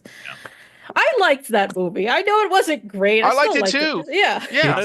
It has very I uneven. like Age of Ultron still. I haven't It's seen it very yet, uneven. Well, pretty much every Marvel movie has at least some redeemable qualities to it. And Brave New World, when we reviewed it, you know, it was good, but it was uneven. And there's parts of it that I feel like could have been, you know, fleshed out more. There's parts of it It was that hacked to pieces, and we all understand that it was hacked. That's not the final edit that was originally shot. Yeah, The 100%. leader's a painful dumbass. It hurts me how stupid he is when he's supposed to be. He is the dumbest genius I have ever met. Oh yeah, definitely. I am smarter than him, and I shouldn't be smarter than the leader. But There's also, a 76% chance you would say that today. There was 115 billion% chance I'd say that today. I hate that. That is my least favorite Marvel character ever. That version of the leader. You know who one of my least favorite characters was before this movie? John Walker. Oh my god. Oh, I love John. He still is one of my He's favorite a characters. dickhead. Oh my god, but oh man. He's heel Hangman Page without the charm. Supposed to be exactly how he is. Like even from the original show, I'm like, you know, I love what they did with the U.S. agent, because that's virtually how he is in the comics. Like, he's not supposed to be a charming good old boy. His bravado is a facade for his inadequacies. I love that about him. Of which there are many. So yeah, exactly. He has so many, but he's still going around being a dickhead because that's all he knows how to do, because he's perpetuating the cycle that was put on him by his like previous life. Hey guys, The fact that he pulled out his by his gun father. when someone insulted him about, you know, being like a discount Captain America, like that to me is a character. Yeah. Oh, When he's like, you know, oh really, you want to go? Like that to me is exactly who John Walker is, and like whether you like it or not, that is the character. They're not inventing that out of nowhere. And go ahead, Brennan. I was gonna say, I heard the best insult to John Walker. Someone called him Decapitation America. that's Nice. solid. Nice. Got him. But in this movie too, when you know when the moments come, and by the way, I loved the use of the void aspect when someone would touch Bob, and then all of a sudden they would be in their darkest moment, in their darkest memory. When we got to where he was, where the fall apart of his marriage, him being verbally abusive and possibly physically. They didn't quite go there, but he was definitely being a horrible human to his partner and his kid. And clearly, dude needs to work on himself. That was some heavy shit, but it also really made you understand him that much more. Like, yeah, he's a douchebag. And yes, he is a douchebag, but everyone in this movie is a douchebag in one way or the other. Maybe John Walker could be redeemable if he actually works on himself. And I think by the end of this movie, he has at least worked on himself a little bit. Obviously, there's still tons more that needs to be done, but I at least somewhat liked him and his shield taco that much more once everything was all said and done. I couldn't believe that he stole the taco shield in the post-credit scene. I know. Yeah, I know. In a Is that a beret. comics thing? In a beret. Oh, beret was awesome. the beret was the best, and I mean, and so was his comments on his helmet. Like yeah, That's no, cool. It's like, do you think it's cool? I think it looks cool. good. I think it looks good. No, it's not. No, it doesn't. No, it doesn't. I just have to say that Nathan Fillion's Guy Gardner is going to have to work really hard to be So a bigger good. douchebag than John Walker. Oh, I know. Yeah. I know. Yeah. Also, Point. can we comment on the fact that not only are these the next generation of Avengers, but also has I think 3 different people in this movie that are the next generation of actors. Like Julia Louis-Dreyfus has pedigree. Louis Pullman has pedigree. Oh, and yeah. Wyatt Russell has pedigree. To that. I've never given a shit about nepotism as much as people on the internet seem to. Yeah. Because like if they're good, they're good. Oh yeah. No. Yeah. Absolutely. No, nepotism. White Russell's listen, great. Having been around actors like my entire life, like nepotism counts for shit. Oh, absolutely. It really does. Yeah, Like, if it depends, like, did you do the work or did you not? yeah, exactly. Like, but that's the thing. Like, Yeah. I've over the years, I have been in enough auditions. I've been in enough rooms with the children of famous people over the years who have done absolutely nothing with their lives. And I've also been in rooms with people who have had successful careers in spite of the fact that actually it's a detriment in a lot of ways to be the child of a famous actor, because you get even more scrutiny from especially like agents and managers and people who think that you're just trying to coast on your parents' reputation. Absolutely. Yeah, that's the thing. Are you Colin Hanks or are you Chet Hanks? Yes, exactly. Hey, No, I've He's got a point. Chet Hanks in Running Point. No, He's I know I've working. talked about this in private, maybe in public, because like I think of Jack Quaid a lot. Mhm. Because Jack Quaid, I admire that one, he fully admits that he probably wouldn't have gotten the same opportunities if he wasn't the parent, the child of these two very famous parents. Right. The thing is though, is that I can look at him and be like, you do the work at least. Like you're a good actor, you're a nice person, you're putting in the effort. You're not pulling a Max Landis. Right. Max Landis there are many reasons he makes me angry, but the one thing that always sticks in my brain when he's like, I didn't sell my first screenplay till I was 23. I'm like, oh my God, fuck you. I didn't sell my first Yeah, so screenplay. that's like a Lena Dunham line. Yeah. Well, It was so painful. Yeah. but let's also go to the fact that Louis Pullman almost was not in this movie. Right. Because of the writer strike and the actor strike, this movie was delayed in filming to the point where Stephen Wen had to back out.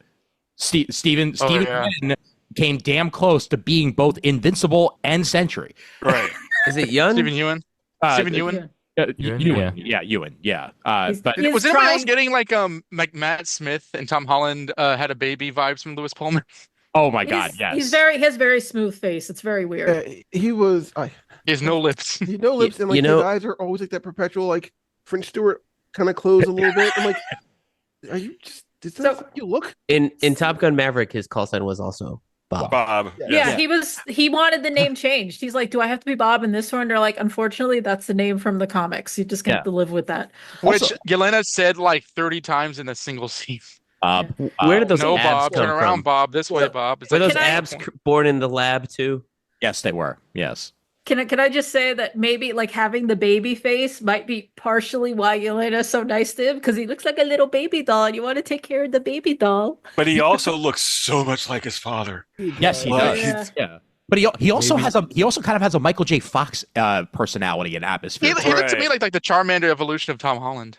Oh my god! Okay, I want him. I had a thought, like, that American Tom Holland. I do kind of want him to celebrate Independence Day with me somewhat. Oh god! Looking at his picture. Well, look, if they ever make a fourth, or did they make a third? I forget. They did. I mean, Yeah. he's gonna be in Doomsday. Oh, his dad's the president from Independence Day. Yes. No, that's- See, yeah, I always get his dad's Lone him. Star. I thought his dad was the guy from No, Big it's not. Love. It's not Bill Paxton. It's Bill Paxton. Pullman. Yeah, no, his dad's from Spaceballs. They He- get he- confused a lot. They So- do. Little Billman.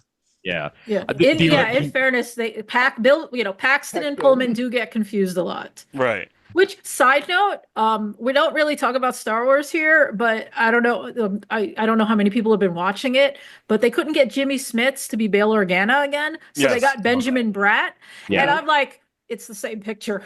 Don't you Kinda pull is. office on me? Don't do that. Well, I mean, haven't if watched you- season 1 of Andor yet, so Yeah, but yeah, if you put the two actors side by side, yes, they are very different people, but like in Bubbles, it's the same actor. Yeah. They're both Hispanic dudes with white names, and they're The- fine. the- It's fine. The other person who had to bow out of this was Ayo Edebiri, who was originally going to be Mel in this movie. Geraldine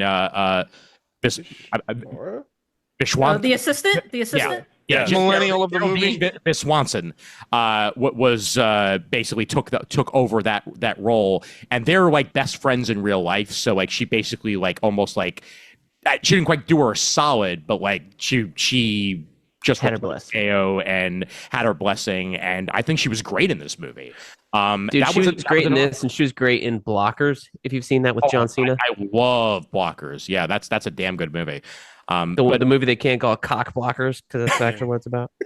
But the relationship that formed, kind of formed between her and Bucky. I mean, yeah, Bucky's 100, so clearly then it's not a romantic relationship. But yeah, I didn't get that vibe. no, but they connected, and let me also get to that.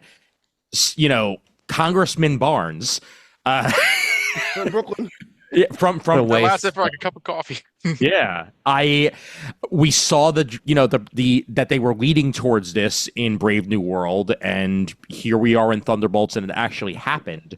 And he was really bored with his life, and you could 100% tell that he was tired of policy meetings already, and just wanted to go out and fight people with his robot arm that he puts in the dishwasher. It's like I'm- This it's is why like when he he jumps was- into action, he looks like Lorenzo Lamas from Renegade on that motorcycle. Okay. Yeah. I don't get this arc though. He's in Falcon and Winter Soldier with Sam, and he's like, "All right, I'm not Captain America. You are cool." And like Sam's finally at the end of that, like, "I'm fucking Captain America, woo!" And then he goes to that to like, I'm gonna be a congressman. Well, Like, but at the end of I'm done Captain- with heroing. I'm old as shit. But And at the instead of end- going and living my life and dating pretty girls and, I don't know, doing anything that he would have done when he was like 20, when he, lost his memory for the first time, he's like, I'm going to be a congressman and be bored in budget meetings and stuff like You're that. forgetting He's the very part patriotic. Where, you're I- forgetting the part where he's been programmed to be a killer and he's never truly processed all those feelings, and Also, But you he's still also, dealing with the trauma of that. I mean, if we look at the ending of Captain America and Winter Soldier, I mean, he was really looking for a way to atone for all of his past misdeeds. Mhm. Going into politics, trying to do something, trying to be like a good politician, like somebody who could, who could affect actual change. It is a noble pursuit. I mean, it doesn't Yeah. always work out that way in real life, but I could see why he thought he could do more as Yeah. a congressperson I think As opposed to we as a just Winter missed the Soldier. call. We missed the scene of all the people on Bucky's staff calling him when he's riding his motorcycle cross country to find that fucking red limo, and then be like, "Sir, you have an important vote on the floor, sir, Congressman." I do So-and-so like wants to seeing him know." like kind of jump into his own adventure, like to be continued in like Bucky #1, where like he has his own like plot line going on that ends up with the other characters. I like that where like they're all tied up and he's like, okay, I need to stop this person and you guys are going to help me, and then he's not the main character. I thought that was really cool. Right. I do like the fact that he is two things. Number one, of the average age of most congresspeople in office. Oh, No, he's actually a little yeah, younger. 90. Yeah, Yeah. that's And true. I do like the fact that, yeah, like you said, they gave him his own agency in the movie. Like he's actually doing his own thing. Like he was already in play to try to stop not Contessa, Val. Yeah, she's Contessa. Yeah, Contessa. but Yeah. Yeah. He's That's a duh, Fontaine. Contessa, yeah. it kind of makes sense for him to do the congressman thing because one, he's never going to be a top tier hero because he's always Captain America's sidekick, no matter which cap it is. Oh It's yeah. like killed Iron Like, Man's whether- parents. Yeah, there's always going to be that vibe. Like, I don't know how public his past activities are, but they're always going to be a problem for him, like in terms of PR. But like going into politics, that was an instant win. Like I said, he's from Brooklyn. If a fucking superhero, even if I didn't agree with his politics, just showed up and said, "Yeah, I'm going to run for congressman," I'd be like, he might have some interesting ideas. I might actually vote for him. It's got to be better than Yvette Clarke or He's better than Wiener. I mean, look, like I will say that like and this is not a criticism, this is more observation. This film really watched to me like a Disney Plus show, in that like the way that the plots kind of lingered on scenes, like much of the first act is just in like what I guess what they call the vault, and kind of switching Yeah. back to him, and then they're still in the vault. And again, it's Yeah. not criticism, but like I feel if it wasn't a Disney Plus scene, we would see a little bit more of Congressman Bucky Barnes, and it would be an interesting move. Yeah. But in a movie, you can only show it like once or Yeah. twice. So what you just sorry, Jamal, you were saying something? no, I was gonna just butt in real quick and Yeah, say sorry. I heard a blip. Yeah. no, it's fine. Just saying that it's two movies. The last two movies that came out were both sequels to season 1 of Falcon and Winter Soldier. So, Sort of, yeah. yeah. Season 1 no, of 10. This is a sequel What to I was Hawkeye. gonna say, what you just said, Donovan. This is like I had three major observations coming out of this movie. One we've already discussed with the mental health. The other is that it is a bottle episode as a movie. Oh yeah. Yes, it is. The Small scope, very 90, small I can't give you an exact percentage, but I would say like at least 80% of this movie is set in is one of two locations, either the Ox bunker, Mhm. that's where they're trapped, or around Avengers Tower. Like there are other scenes, but like yeah, it cleaves very cleanly in half between these two locations. And I mean, I think that worked to its benefit because the bunker stuff just forced the characters to interact, which is why we're now talking about this as having great characterization, because that's literally just half the movie is just them trying to get out of this goddamn bunker. Also, just because you mentioned it, am I the only one who really thinks that Ox Group is just a fill-in for Oscorp? Yes. Yes. Yeah. Pretty much. I was wondering like why they kept on repeating it. That's a good observation. Yeah, because there is no Norman Osborn that we know of in the main MCU because Not yet. not yet. Exactly. So Ox Group was a nice filler in there, and especially if you're even going with the angle of Dark Avengers, Contessa is the Osborn role in this situation. So clearly she would have shady dealings and stuff like that, and she did. But the other thing that I definitely wanted to touch on that we haven't yet. I know where this is going. Did anybody actually know that we were going to get a dead character within the first 10 minutes of the movie? Nope, I knew exactly. Nope. Yes. I knew right off the bat. I'm like, oh god. Maybe not that soon, but like I think whenever they did that whole like Doomsday chair reveal, everyone was like put a countdown of death on Taskmaster because nobody liked Taskmaster from that movie. Although I will say that like I did not love how callous and cynical she went out. Yeah. I didn't like her in Black Widow either, but like that kind of reeked of the MCU like loudly responding to the internet, and it was like, well, you're not going to care. I mean, at least Alina kind of felt weird about it, but I didn't love how they did that personally. I wonder, like with Taskmaster, like I don't remember talking about this if we ever talked about that movie, but like I wonder if that was just a reaction to like we can't have another guy beating up on a woman in the Black Widow movie, and so it's like let's make her a girl. I don't know if that's like a thing, and that's like I don't. To me, Taskmaster is fun. Like I loved reading him. If you've ever read Avengers: The Initiative, like when he joins the initiative as like a teacher, he's It was hilarious. the Academy, Avengers Academy. Academy. Yeah, and I remember. I think I know what page you're about to mention. It's the one. It's like, wait, do you just like learn to do something by seeing someone else do? He's like, yeah, I can imitate anything anyone else does. And they goes, well, then how are you going to teach us how to learn? and he literally blue screens on the panel, which it's some great art because he's just like, oh, like how do With you a skull face. There was Yeah. another. I think All his right, everyone most go to recent recess while I think about miniseries was this. really fun. I don't know why I read that, but I did, and it was fun because he's like on the run. He's like, "Why are they after me?" So in the original version of this movie that Eric Pearson wrote, Taskmaster is not killed off. Taskmaster is there the entire time. And in a Polygon article, he had this to say, Polygon R.I.P. It 440 out. I know. It was decided after my work. When I sat down to watch the first cut, one thing that was totally different and shocked the hell out of me. It was that. Everything else, I was like, yeah, that's the movie I wrote. But that decision was different. In his version of the movie, she kind of gets like a big sister type relationship with Ghost because Ghost went through similar circumstances to her, was experimented on in similar fashions, and Ghost has been around longer. So Ghost kind of takes up the big sister role. And one gag that keeps happening throughout the movie is that Taskmaster will have like a memory Glitch. and forget everything that was going on and then try to resume trying to kill John Walker. And then they would have to like you talk her down from that. No. We're cool. We're cool. Yeah. It was it's like all a thing good. like It's all that. good. Yeah, I read that and article. It might have been funny. That might not have been. Who's to say? So it's pretty would've been clear on- that Yeah. Olga came to work for like half a day in the movie Mhm. because there is that shot of them in the tower, like the promo image, and Taskmaster's there. Right. But I'm thinking about like, did they shoot and cut her out of the movie? I don't think No, they did. 'Cause she's clearly digitally put in you there. had like 6 people back to back in that tower thing. Yeah.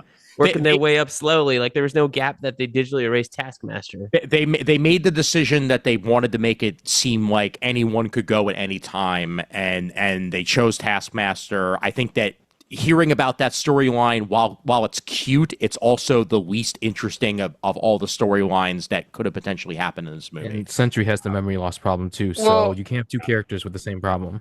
I didn't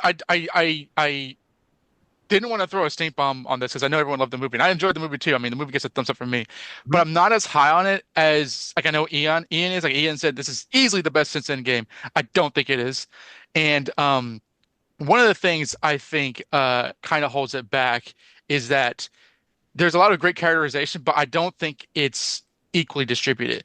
Like, they took all this Taskmaster and Ghost relationship. I mean, Ghost has more to say in this movie, but she really doesn't have a lot more in terms of characterization. And I was trying to remember from Ant-Man and the Wasp, like, I feel like I remember feeling bad for her in that film, and I was expecting her to kind of mention Bill Foster or something, because like I don't remember her becoming an assassin after the fact. I thought she was gonna get some help, but she's just kind of there to kind of like say dialogue and kind of move the plot along a bit. Like we don't really see any insider void visions with her. I don't know if she has a particular relationship with anybody, and I think that's kind of endemic of what I was mentioning before. Is that like this kind of misfit band of characters turned superhero team is actually a lot more common. I think Marvel is aware of, because I think it works in this movie because we've seen these characters before. They're not new like the Guardians were when they first showed up, so it earns the twist at the end, which I do love. Mm-hmm. But I think that the idea of we're not superheroes, we do things wrong. We've killed people in the past. We're but we have a heart of gold.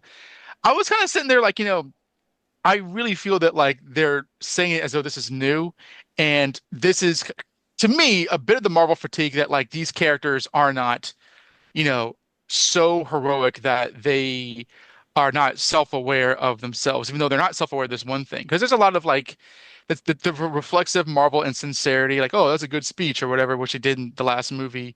A lot of the first act I thought was kind of a lot of like quipping and such. I think the moment that Bob is with Valentina and like the Sentry shows up, from then on it's like gangbusters. I think the second half of the film completely cooks. Yeah. But I think that like things like the Taskmaster plot, just in the way they handle it, and kind of like the way they did all the characters and some of it, I think there's highs with some lows. It's still a high movie, but like I would not say it's perfect. And I think that kind of lends that previous discussion kind of lends it towards the flaws of the film. But I don't need it to be perfect. I just want things to be good. I want them to be watchable and enjoyable. Yes. And that's what, honestly, that's what I got for the most part. Like, I really had a good time.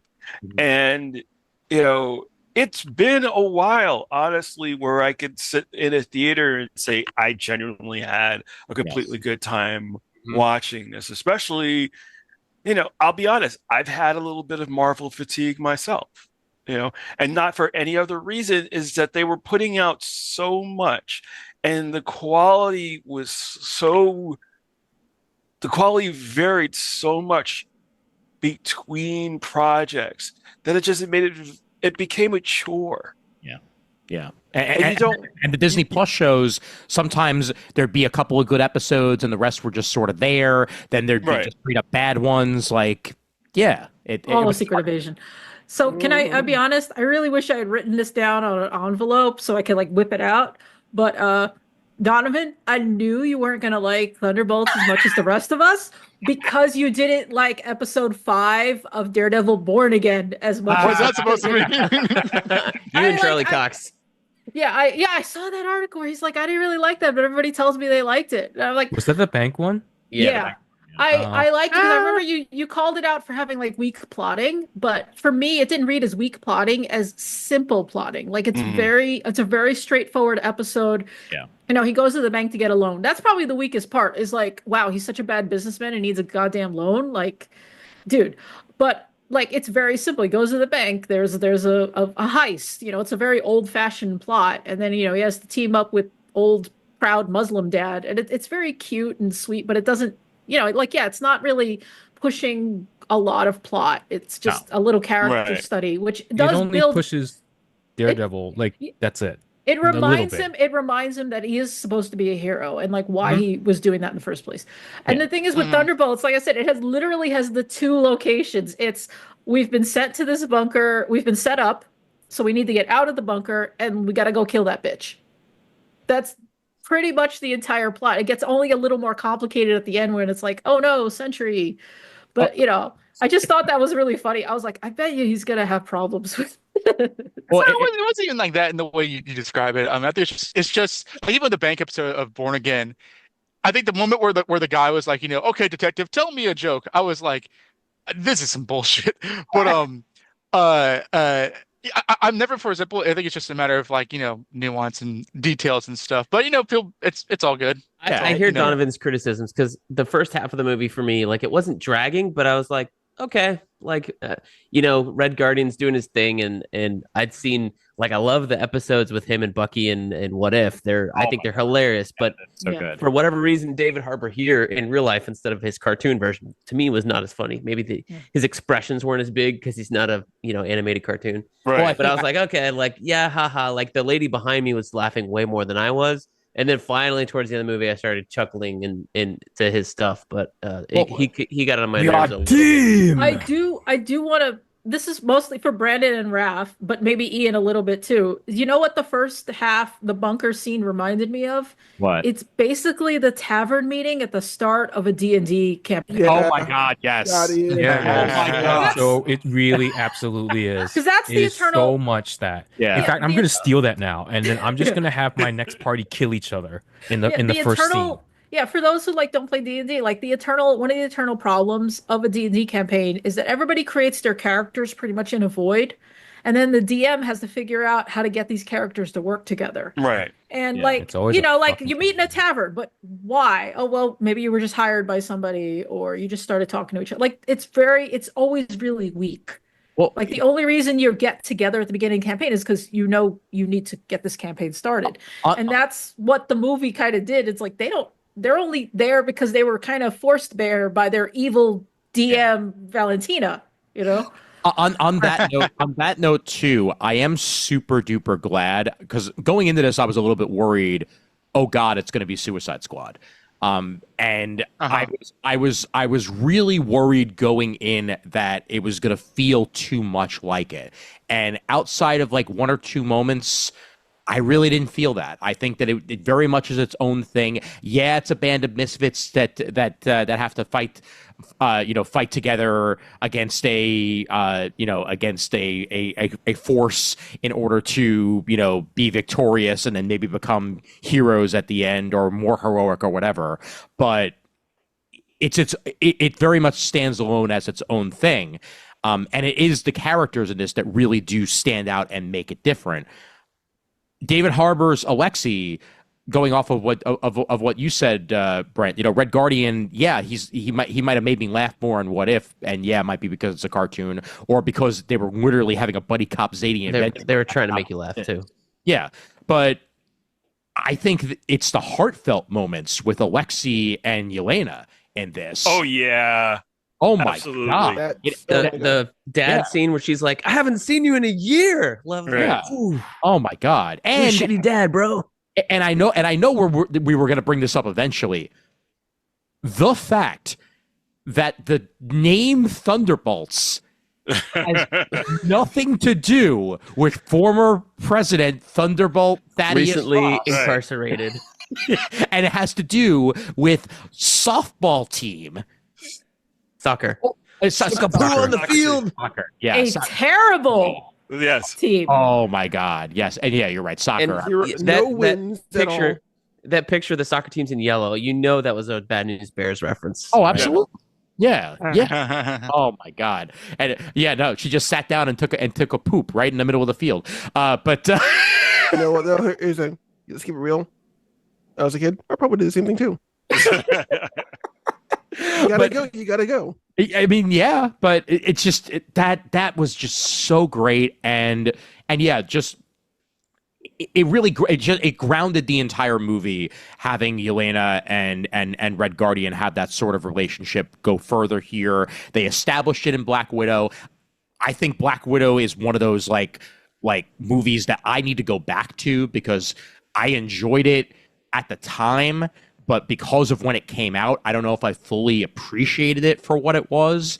And I may actually just go back and watch it and within the next week just to see how I feel about it. Because I saw it. It was the same night as the Loki season 1 finale. Yeah. And so I saw it late with my girlfriend at the time. And I it's not the movie's fault. I thought the movie was perfectly fine. But I missed out on a lot of the second act just because I was tired. Fair. So I might have to rewatch it again.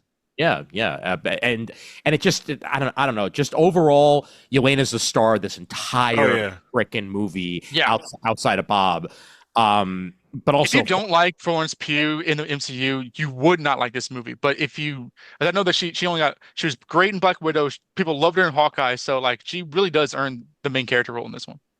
Yeah, and I will point out, motherfucker actually jumped off that building.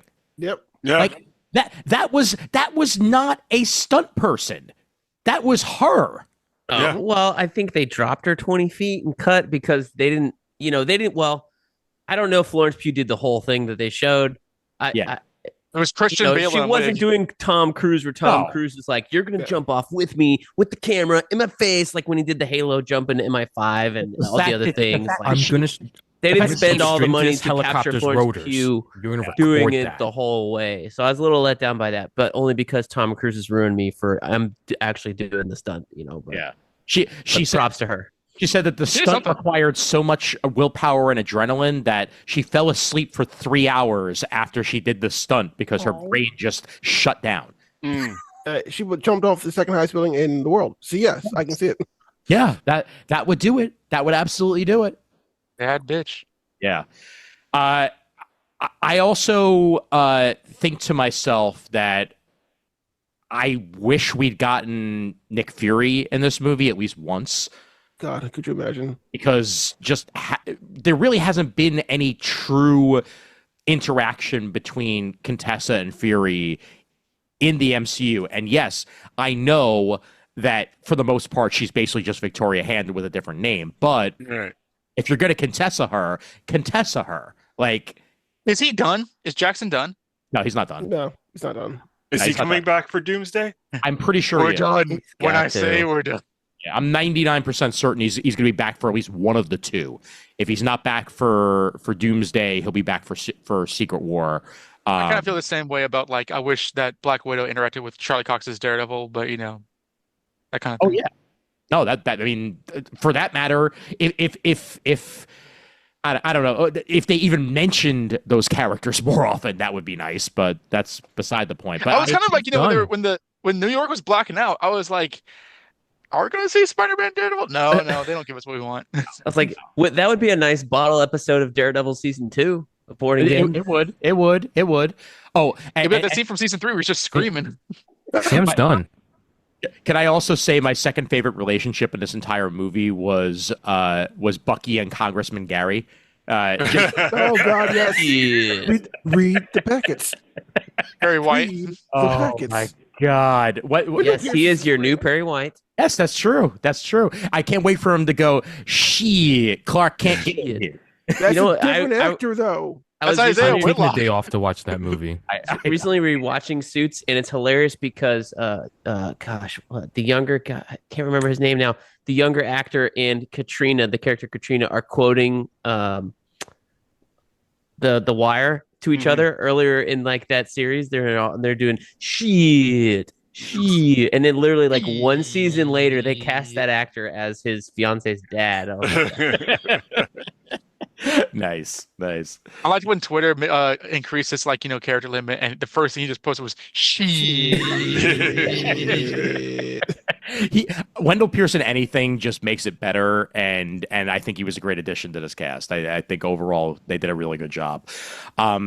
Let's Surprised to see him. I'm sorry. One more thing, also. Yeah. Can we talk about cinematography in this movie? yeah, absolutely we can. Oh yeah. Specifically in regards to fight scene choreography, because it had one of the best fight scenes I've seen in a long time. From that my overhead God. shot in the very beginning, yes. I'm like, oh, it's a one take, and it's overhead. Yeah. That's pretty fucking good.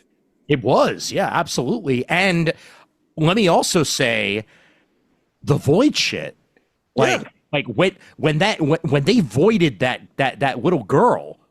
Yes. Oh yeah. I gasped. I was like, Holy shit! because at that Yeah. time you thought they were dead. Yeah, absolutely. Yeah. It's like you're safe, little girl. Blip. I was like, I'm like, they did not oh. just do that. I'm like, did they kill a kid? Uh, They kill a kid? Yeah, but great. It was a great camera shot of it too, and like the execution of it, the voiding in general was just wonderfully executed, and then getting inside of his head, obviously from there, was just even better. What anime was that? Where it's you actually see the effects of Hiroshima. Oh, I know what you're talking about. You Yeah, talking well- the Barefoot Jen? Maybe. Because Barefoot Jen has a few shots. I Remember the haven't read the Fireflies? full thing. No, No, I read- I was thinking Barefoot Jen because there's a scene where he like walks by a wall and it literally has like the Yeah. shadow of the Mhm. person on the wall. Yeah, that's what it was giving me like major vibes of that. I'm like, oh, this is wow. Oh God, how did I not even notice this? I'm sorry, I'm on IMDb. Mel is based on Melissa Gold, Songbird. Yeah, there's a Really? she has a songbird necklace on her. Damn. All right. Okay. All right. Thank you, movie. Thank you very much. Even if it was subtle, that's nice. I always about get that. I get feels Songbird cheap. and Moonstone mixed up because I think I read very little Songbird. Was she in Civil War Frontline or one of these Frontline books? Maybe Probably. I haven't read any Songbird stuff. I started reading Thunderbolts when Warren Ellis came on, and that was all Songbird has- Moonstone. That was Moonstone, yeah. Yeah, Songbird had the multicolored hair. Moonstone is a horrible human being, but that's. Let's talk about the conclusion of the movie and the reveal at the end, and the reveal? ramifications of said So- reveal. Which we're reveal? gonna- Marvel now doesn't give a fuck about. They're spoiling it all over the place. Yeah, I know. Well, I will say so for Mother's Day, me and my brother are going to the Alamo Draft House in Staten Island to see it. And when I said, I'm like, I don't know if you've been spoiled. He was like, oh, I know about Sentry. And I'm like, okay, then I know he hasn't really been spoiled if that's the first thing he Right. mentions. So it might just be our little comics nerd bubble. Like, hopefully most people are unaware of the fuckery or surviving the title change and all that. I think if you're following Avengers social media or Marvel social media, you saw it. Or if you're in one of the cities where they've literally been walking around changing the posters to say New Avengers.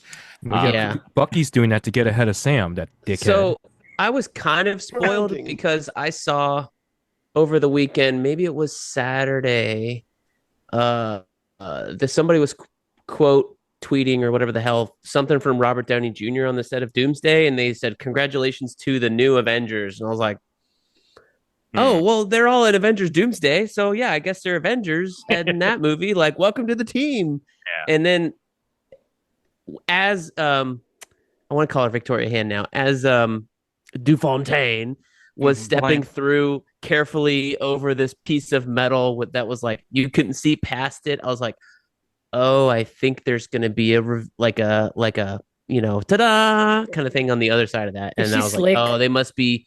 There's some sort of Avengers team. I didn't know if they're going to be new or Dark Avengers. So I was interested. I mean, Man. the movie was giving us the similarities, the entire climactic battle. Oh yeah, was meant to evoke it. We all noticed that. Yeah. It was Grand Central again. Like Yeah. like that. Like it I actually, thought that worked before the twist too. Yeah. Oh, it did, yeah, and for that matter, just in general, having it be in New York, having it be Avengers Tower, like beat for beat, they're hitting every. Yeah, they.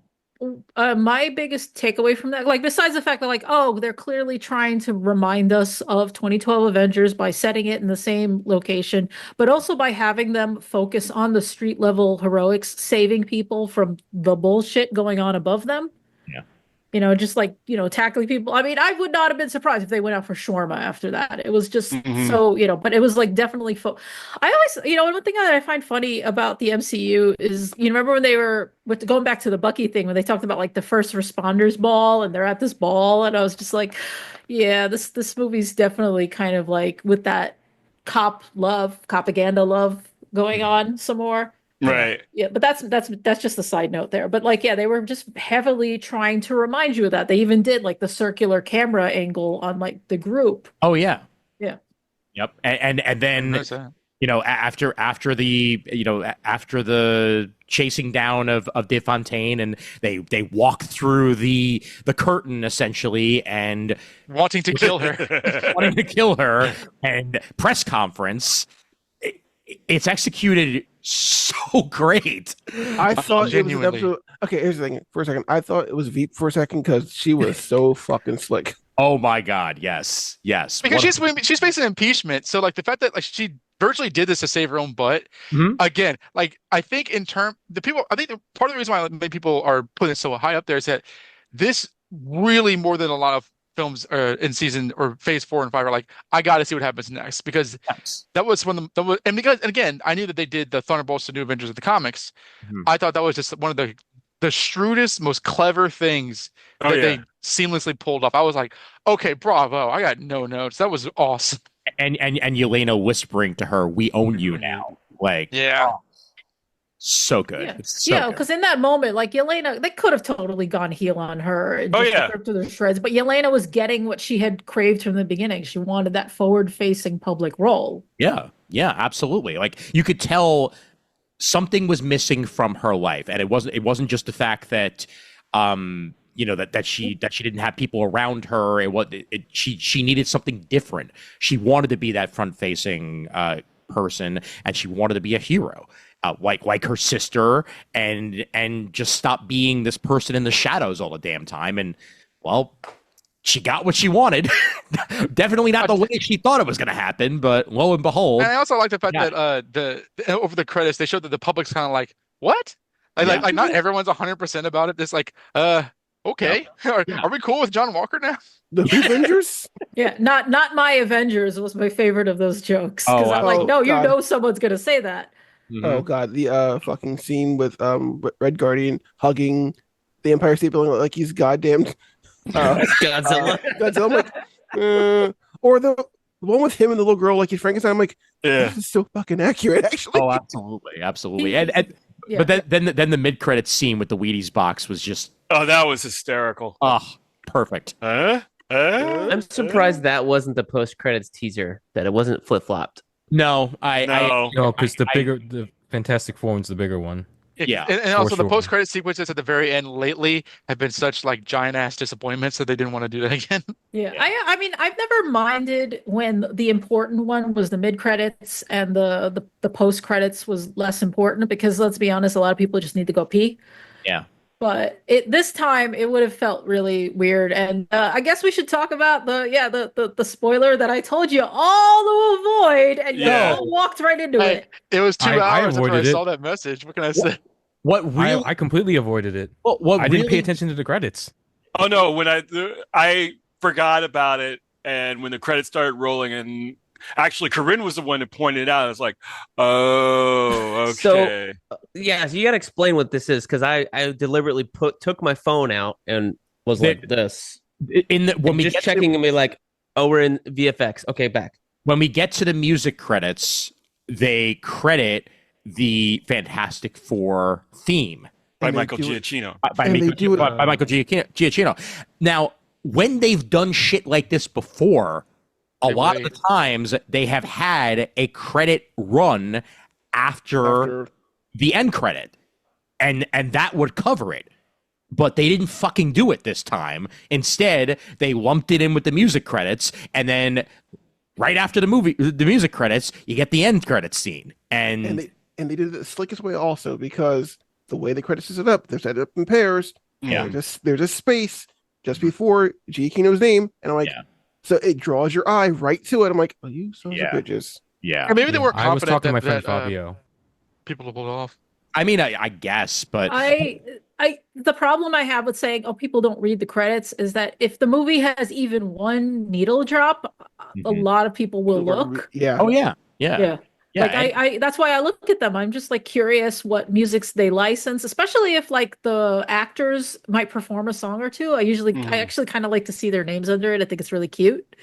Yeah. But yeah, I always look at the music credits just because I'm always curious about what songs they use. Like if there was a song I recognized but didn't know what it was, I'm not gonna pull out my phone and Shazam in the middle of the movie. no, Right. Why not though? Oh, You should. absolutely not. I've Yeah. seen people do that at Alamo, and I'm always like, God damn it, you're gonna have your phone put away by the time I summon someone to yell at you. I will still never forget when I was in the theater watching Captain America: Winter Soldier. Might have even been with you, Chris, and the girl in front of us was literally wikiing while the movie was taking place who was who in the movie, and I'm like, wait till you're home. Wait till you're home. Come I'm on. so confused. I need to know what's going on right now. Yeah, seriously. Well, I say that she was Shazamming Marvin Gaye. But all right. Two things. One, that end credits scene was not filmed with the rest of this. That was filmed on the set of Doomsday. So and it was filmed by the Russos. So That's quite a set they built for a throwaway credit scene, which means to me, like that Avengers Tower set's going to be used again and again. oh Right. yeah. I mean, did they disassemble the old one, or is it just the old one's been sitting in storage? Well, I mean, whatever they used I think whatever they built for Thunderbolts, whether it was reuse or whatever, like they pulled that out of storage and redecorated it because it was 14 months later or something like that. It was a significant amount of 18 time, months later. Yeah, right? I thought it was 14, but okay. I would 14. hope that we're going to be in that Avengers Tower more with Doomsday. I assume that's going to be the case. Especially because Cap's team doesn't have a headquarters, so you got to come to ours, Cap. Like, So Cap come to doesn't have a ours. team. Yeah. He's Avengers, a sidekick. the Avengers stopped using the tower in like the first Spider-Man movie. Oh yeah, right. Because Yeah, it was already sold. So Yeah. the Avengers were disassembled. yeah, they also have the facilities. Don't they still have the facilities? One person got that. You know, The- Endgame the- had the the upstate- facilities upstate. Yeah, they probably still have the property. The building is wrecked, though. got it. They never really explicitly said when the Avengers straight up split. Like the implication was Civil War, but then you had an Endgame that were there, and then after that, like I remember Holland saying No Way Home, I was an Avenger, and I was always like, what does that mean? And so it's just oh, actually, in 2025, oh, they don't exist anymore. But for the longest time, it was just kind of nebulous. Right. Like, That okay. place in Endgame had an A on it, so it was being used. And I think wasn't that in Ant-Man? Yeah. Yes, it was. Yeah, it was Avengers Campus. Yeah. I think they like before we first saw it, even in Age of Ultron, right at the end. And Yes. now they Yeah. relocated it to Disneyland, and that's where Avengers Campus is right now in Disneyland. That's it. But I mean, regardless of that, we hadn't seen them in Avengers Tower since Age of Ultron. Like he sold that. They started using the campus, and we know the campus isn't really there because it got blown to smithereens. Right. Can I also say that DeFontaine did all that redecorating and renovating and all that, but the main room with the bar and all that was exactly the same. I that actually made me happy. I feel like the bar was on the other side. Was it really? Bigger than it did in Avengers.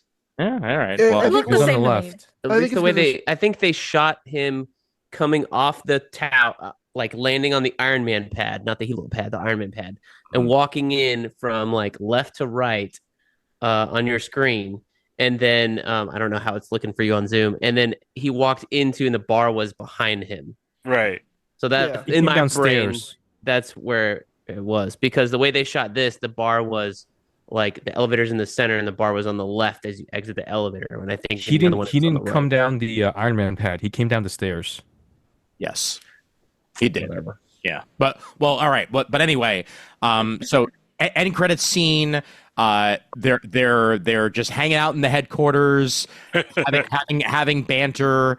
Can I point out, after 14 or 18 months, I think it was 14, but maybe Jamal's right, I don't know. Yeah. They don't know how to use anything in that headquarters. Oh yeah. That's a long period of time to act like it. Like if it was 2 weeks later, that felt true, but that was one of the parts of the movie where that didn't ring true for me. I was like, I get what you're doing because you're trying to set up more movies, but from a time perspective, they wouldn't be this, let's say, goddamn dumb after You would have this. hired a man in the chair. Well, we don't know what the situation what their situation as heroes Yeah.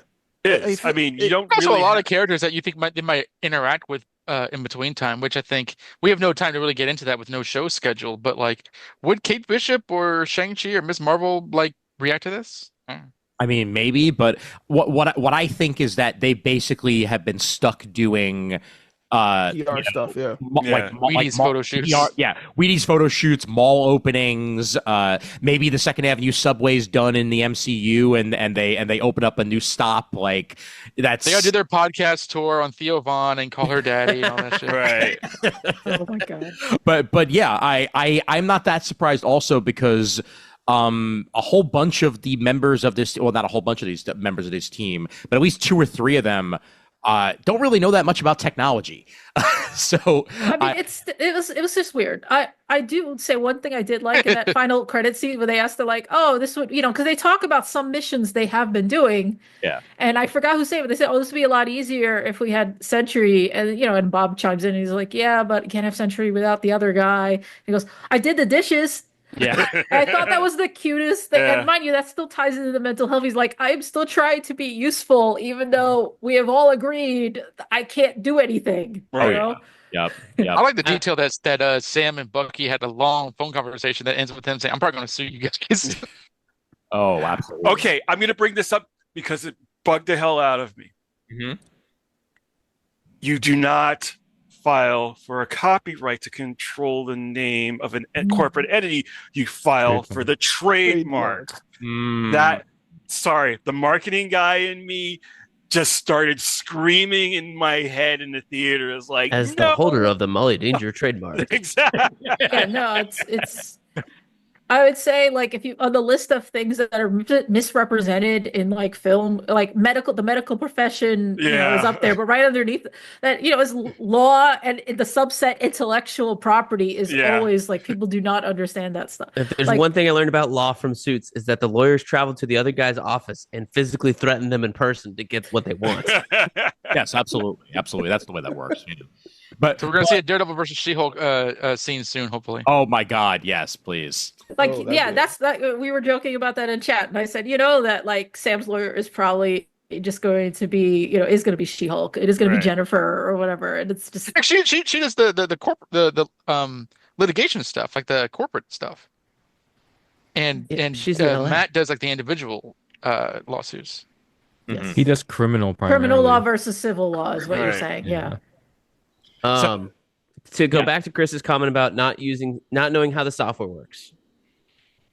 As a man who uses complicated software for my job, very infrequently, even if I've seen it 10 times, I still don't know where certain buttons are.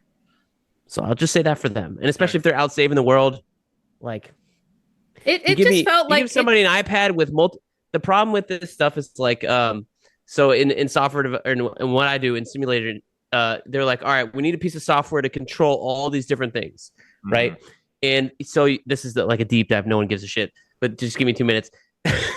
So you're like, it needs to do this, and this. And then you go, all right, what's the big things? And then how can we subdivide these different things into groupings that would then subdivide into another menu? So you're basically making like a bunch of menus, right? And then you're trying to figure out the human factor of like, do I want it to be like a menu like on Windows? Do I want it to be like we have a little action corner in the bottom of our software, and you click one thing and then the whole box changes, and you click one thing and the whole box changes. So then you got to know where to click to get back to what, and then I want to do this, and then I gotta go back 3 pages, then forward 3 pages, and then it's a mess. Trying to design this software is a mess. So I completely understand how if you'd use something for 14 months and you still hate this thing because it's been hastily designed in order to do something, you would not know how to use it. So I completely understand that. I mean, Bucky knew how to use it though. Yeah, but all I know is I hope that someone got fired for that blunder. Well, the only thing that I can say is that they have no idea how to use Tony Stark's UI that he can just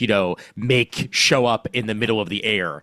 Minority Report. I've discovered adamantium, or whatever. Exactly. The Minority Report. The what do people call it? The gorilla arm problem with that stuff. But my favorite line in this was the and not to mention all the stuff happening out in space, and wait, you mean here? No, space, outer space.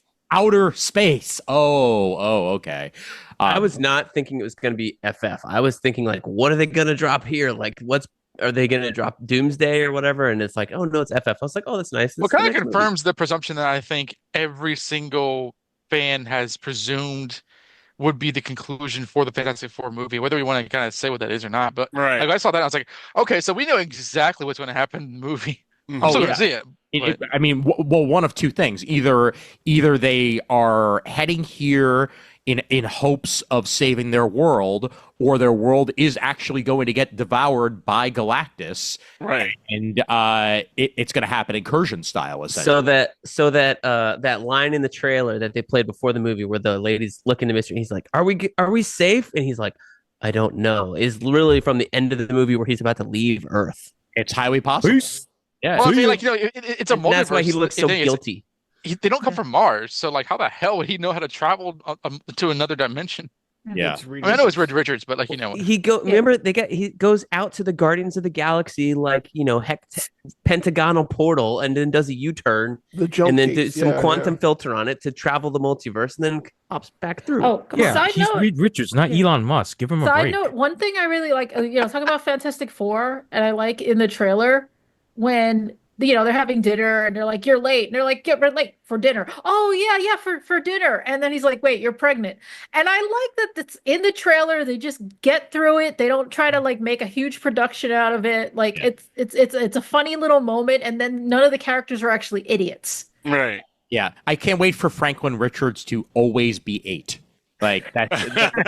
I can't wait for Franklin Richards to go to me, my Galactus, and resurrect Galactus as his herald. And ride him like a horsey.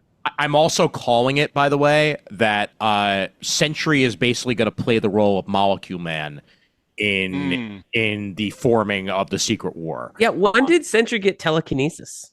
They gave him Gladiator's power set, basically. I think that was in Dark Avengers. He basically became, because they faced Molecule Man, and then Sentry counters his obliteration at the hands of Molecule Man, and then they all realize, oh shit, he can manipulate reality. Yeah, I think the last 15 minutes are the nerdiest we've ever sound on this podcast. Probably. I mean, I would say it's also which is awesome. The most we've actually talked about the comics. No. We've done deep dives before, Donna. Well, I mean, we talk. You were a part of some too. We talk about the movies, but we don't really get into the comic part of it, and that's why I said I felt like this is the one that's based closest on the comics. I did just read Secret Wars for the first time, Yeah. Ooh. I'm sorry, but it is terrible. Okay, The You 80s gotta one or repeat the that. Hickman one? Or 2015. I'm working my way up to it. I haven't had the gumption to because I have all the Hickman trades of the thick complete collections they put out a couple years ago. Because I wanted to read it in his order, Yeah, No, Because I read them it's issue to issue when they were coming out. She means the 80s sequel. 1984. Raph was just asking that. I read it was the Oh, yeah, doesn't have my 1984 notes up? with Molecule Man, the Beyonder. That one is kind of silly. Max, So Molecule Man's in both of them. I thought that was just a Hickman thing. That's his first appearance was that one. I've never read the first one. Okay, for a 12-issue commercial for toys, it's not bad. There's it's some so weird. like I hate how they wrote Jim Rhodes though so much. Oh, yeah. Oh yeah, he's God. terrible. The worst. It has the introduction of Volcana and Titania, Mhm. and I was scouring it like, oh, where did they come from? Where did these women come from? And then I Googled it, and it's like, oh no, they are actually introduced in She-Hulk, and that's the explanation for how they were ended up on the battle world. Colorado? Fucking Colorado? It's so it was so stupid. And like, oh no, you know what? I'm gonna rant about this just a little bit since we were talking. Ian's mentioning Franklin Richards always being 8. We're talking about ages in comics. Yeah. And in Secret Wars, Colossus falls in love with this woman on the battle world, Zaj. I think her name is. Zod. Yep. And the thing is, he falls in love with her. Everybody's like, well, what about Kitty? And he's like, I don't know. And when he gets back to Earth, he breaks up with Kitty, which I'm sorry, that was the right thing to do. Yes. But he's getting shit from Nightcrawler and Wolverine. And I'm like, Peter is 19 or 20. You broke this junior high student's heart. Like I was like, you really were thought he was gonna wait 5 years to do anything with her? Yeah. And, I mean, even for 1984, 1985, it's creepy as hell. And Well, like, Yeah, It gets- comic books back in the 80s had a they had a very like this is not a big deal attitude towards ephebophilia. When I we thought were in taking high Tara and school, Slade. when we were in high school, girls dating college guys was a cool thing to them. Yeah. So I think and I'm sure more- it was the yeah, same in the 80s. yeah. Well, It was just- also, yeah, go. sorry. Not in high school. No, go. Okay. No, because I was going to say, piggybacking off of what you were going to say, Chris, it also gets kind of even more creepier when you think about Claremont's approach to writing the X-Men. Oh, Which is yeah. basically writing them. He wrote the X-Men like teenagers, like the Yes. adult X-Men behaved like high school students. Yeah. That was his approach to writing the X-Men. Which also then led to other writers after him forgetting what age these characters were supposed to frickin' be. Right. And Kitty Pryde, for example. Kitty Pryde, I think, is now technically, like 19 or 20. No, she's got that's Hell ridiculous no. because she should be older. Like Exceptional they- X-Men, she's like significantly older than those Okay. guys. All right. Okay. Good. Because no, they writers have bounced back and forth on that. Like, yeah, she should be like 23 at this point. We can This blame... is I go over this with Spider-Man all the time because Marvel's desperate to keep Peter Parker in his 20s when he should he and Johnny Storm should be like 31. Yeah. But like because they get it confused with the X-Men because like they're the same age as like the original 5 and Kitty Pryde, she's got to be at least over 21, right? Yeah, we can Which blame... means that, like, it's been less than 10 years since she first appeared in Marvel time. She worked in a at bar? Yeah, she worked at a bar and has worked at a bar for quite some So time. was Lana Lang in Smallville, but she was still Yeah. underage. Yeah, no, Right. so the drinking thing is weird because the issue where Wolverine and Nightcrawler give Colossus the business, they go to a bar Mhm. and then the woman, and they're like, no, he's old enough to drink. And then I had to look up what the drinking 18 age then, was. It was 18. Yeah, it changed in 1984. Yeah. And I'm like, Oh, that's interesting. Yeah, either way, Peter is still too old for Kitty, who is specifically noted as being 13 and a half when she joined the X-Men. Right. And she turns 14 during the Brood saga, which I just read, so I remember it very clearly. And I'm just like, no, this is all sorts of no good. And I think the reason I call it out now, you can say it was a different time, but the fact is there's still people to this day who will be like, oh yeah, Kitty and Colossus forever. And I'm like, no. Yeah. Like I think we can blame Warren Ellis honestly because in Oh no, I know where you're going. because in Excalibur, the milestone issue, I think issue 50 was Kitty's 16th birthday. Oh And then after He 100, was Peter Cannon. Peter, he aged her up to be like I think 21 Mm-hmm. in the book, Yeah. canonically, Yeah. to date Peter Wisdom. Mm-hmm. And then I think she got de-aged again. No. And Pete Wisdom did not. Did not, no. And like you said, because it was not long after. So that was when did Ileana die? Issue 90s, right? issue 300, Legacy so virus. 1993. So 1993. So that was Kitty was canonically, I think, either 16 or 17 then. Fast forward 4 years later, she is now 21. That is, yeah. That no one can keep track of ages anymore. How old was Peter Cannon in Excalibur? Like middle-aged? He's at least 30s. Yeah, that's I'm a middle-aged man.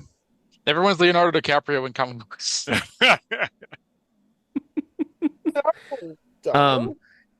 So Ian, if you want to bring up that image I put in chat, the only reason I put that in there is because I was looking at the new Avengers A on their patches and the guy's little beret, and I was like, that's the A from the 90s Avengers. Like, that's like, it's a little bit fatter. It's not as like trim.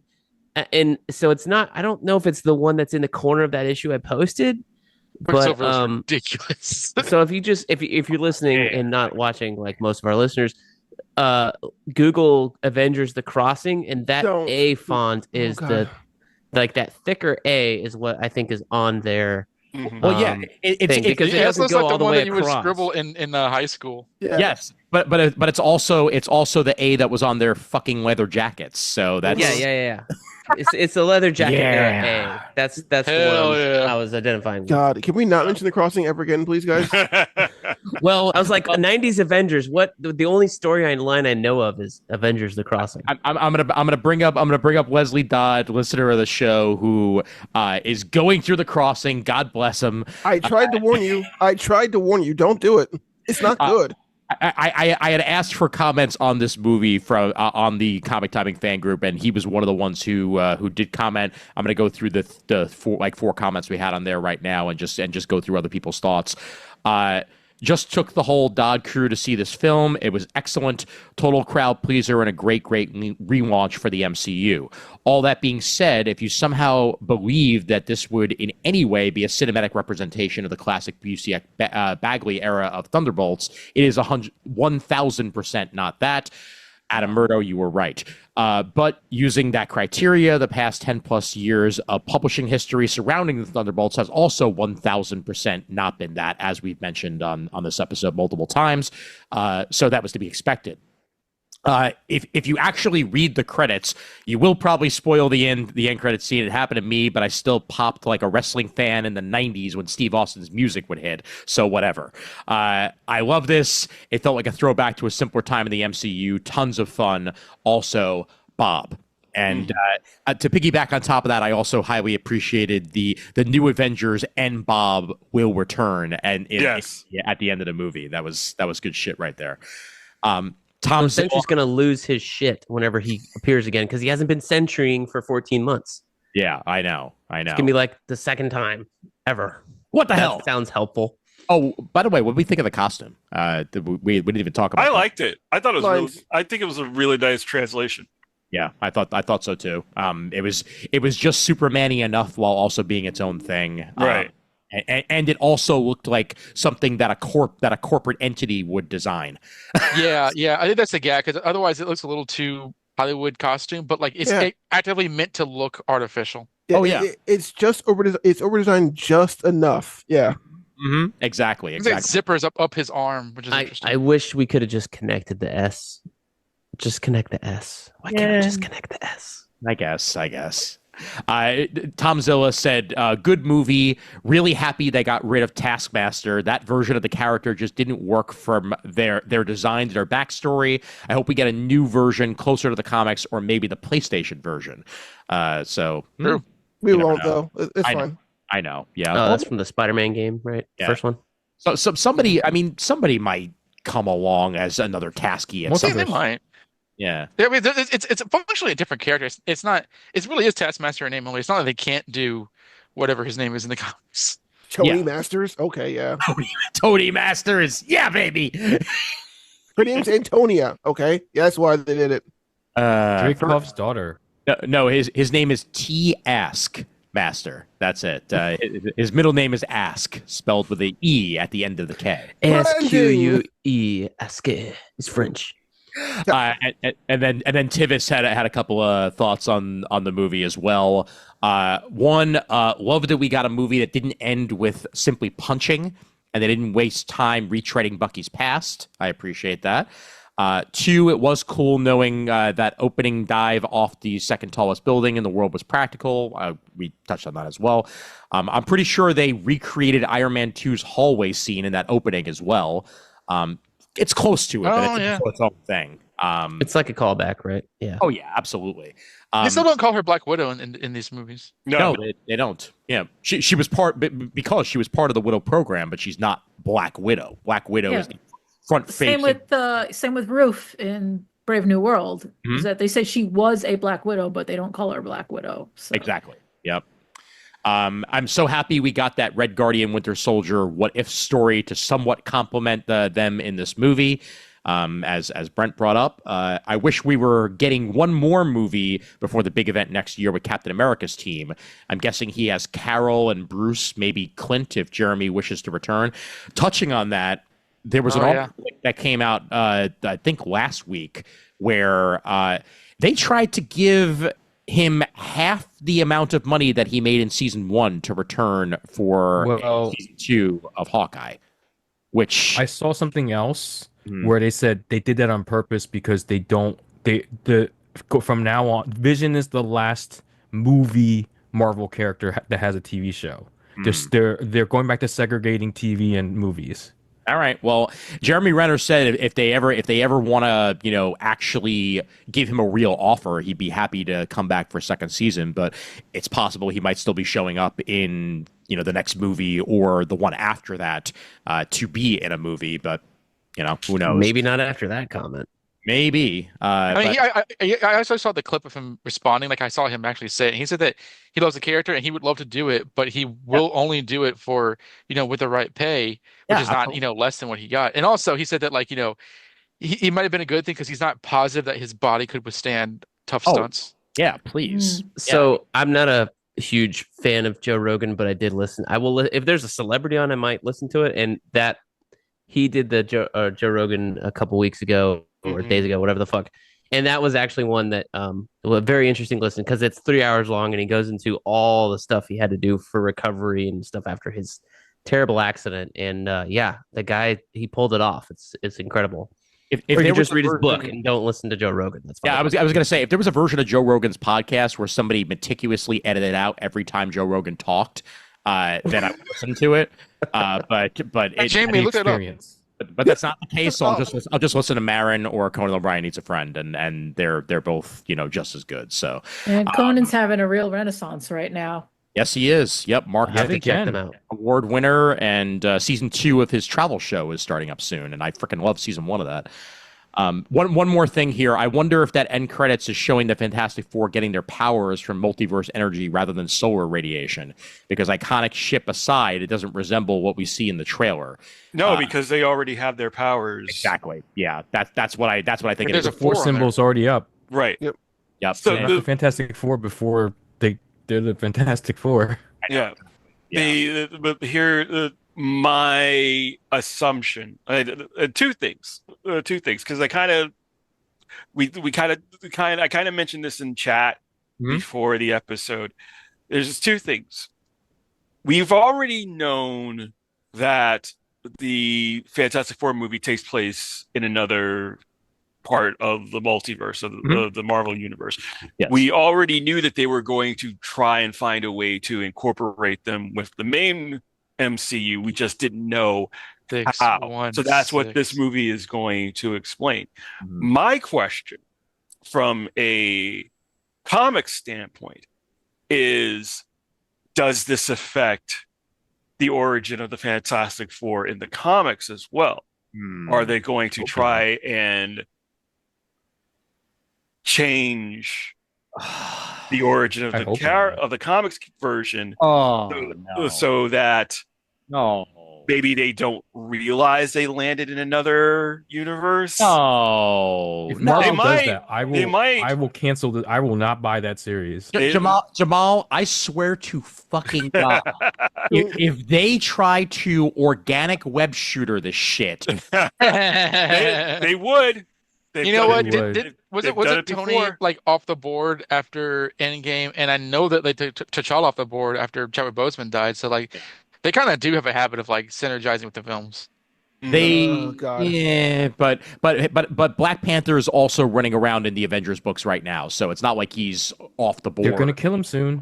Shut up. Well, No, no, Marvel well, Knights. Well, no, but Black Panther also had, I think, a second book going on at the same time. That's why it was. I think it was Worlds of Wakanda was coming out at the yes, same time.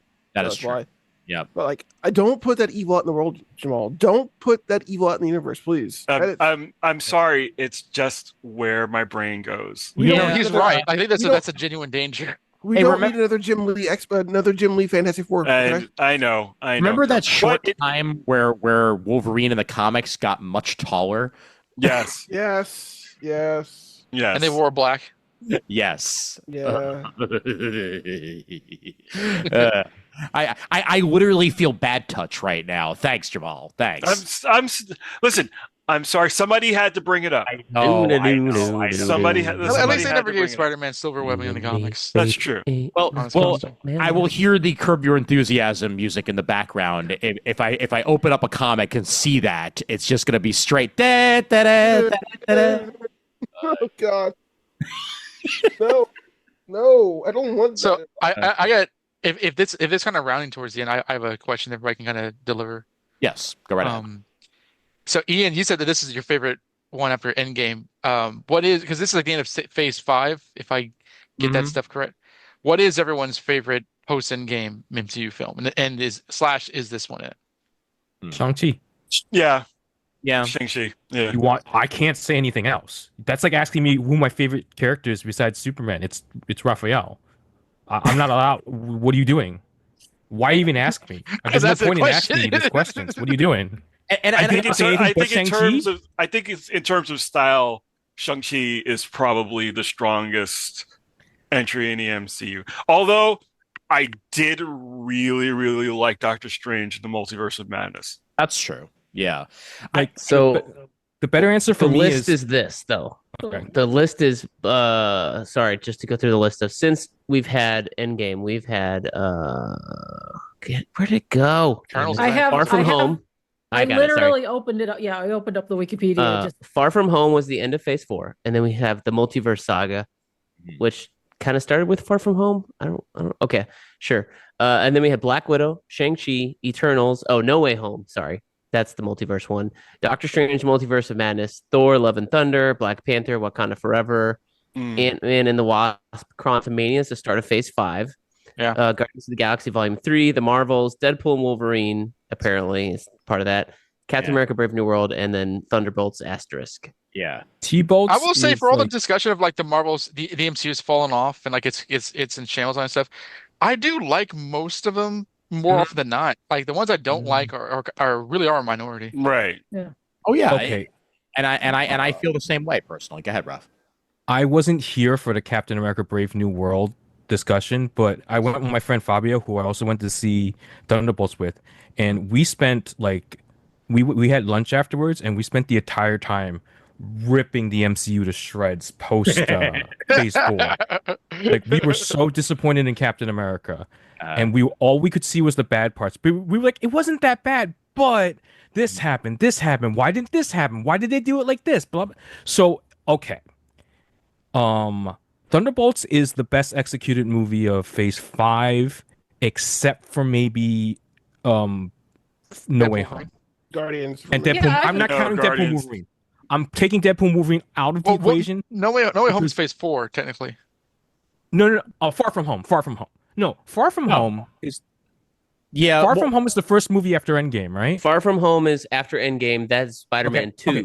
No Way Home is Spider-Man probably 3. No Way Home and Thunderbolts are probably the best, and Shang-Chi are probably the best. So here's the thing: with every other movie that came out, pretty much, the Marvels, fun movie. Why does it exist? Ant-Man, it exists to continue the Kang story, but we abandoned it. And honestly, it wasn't executed that well.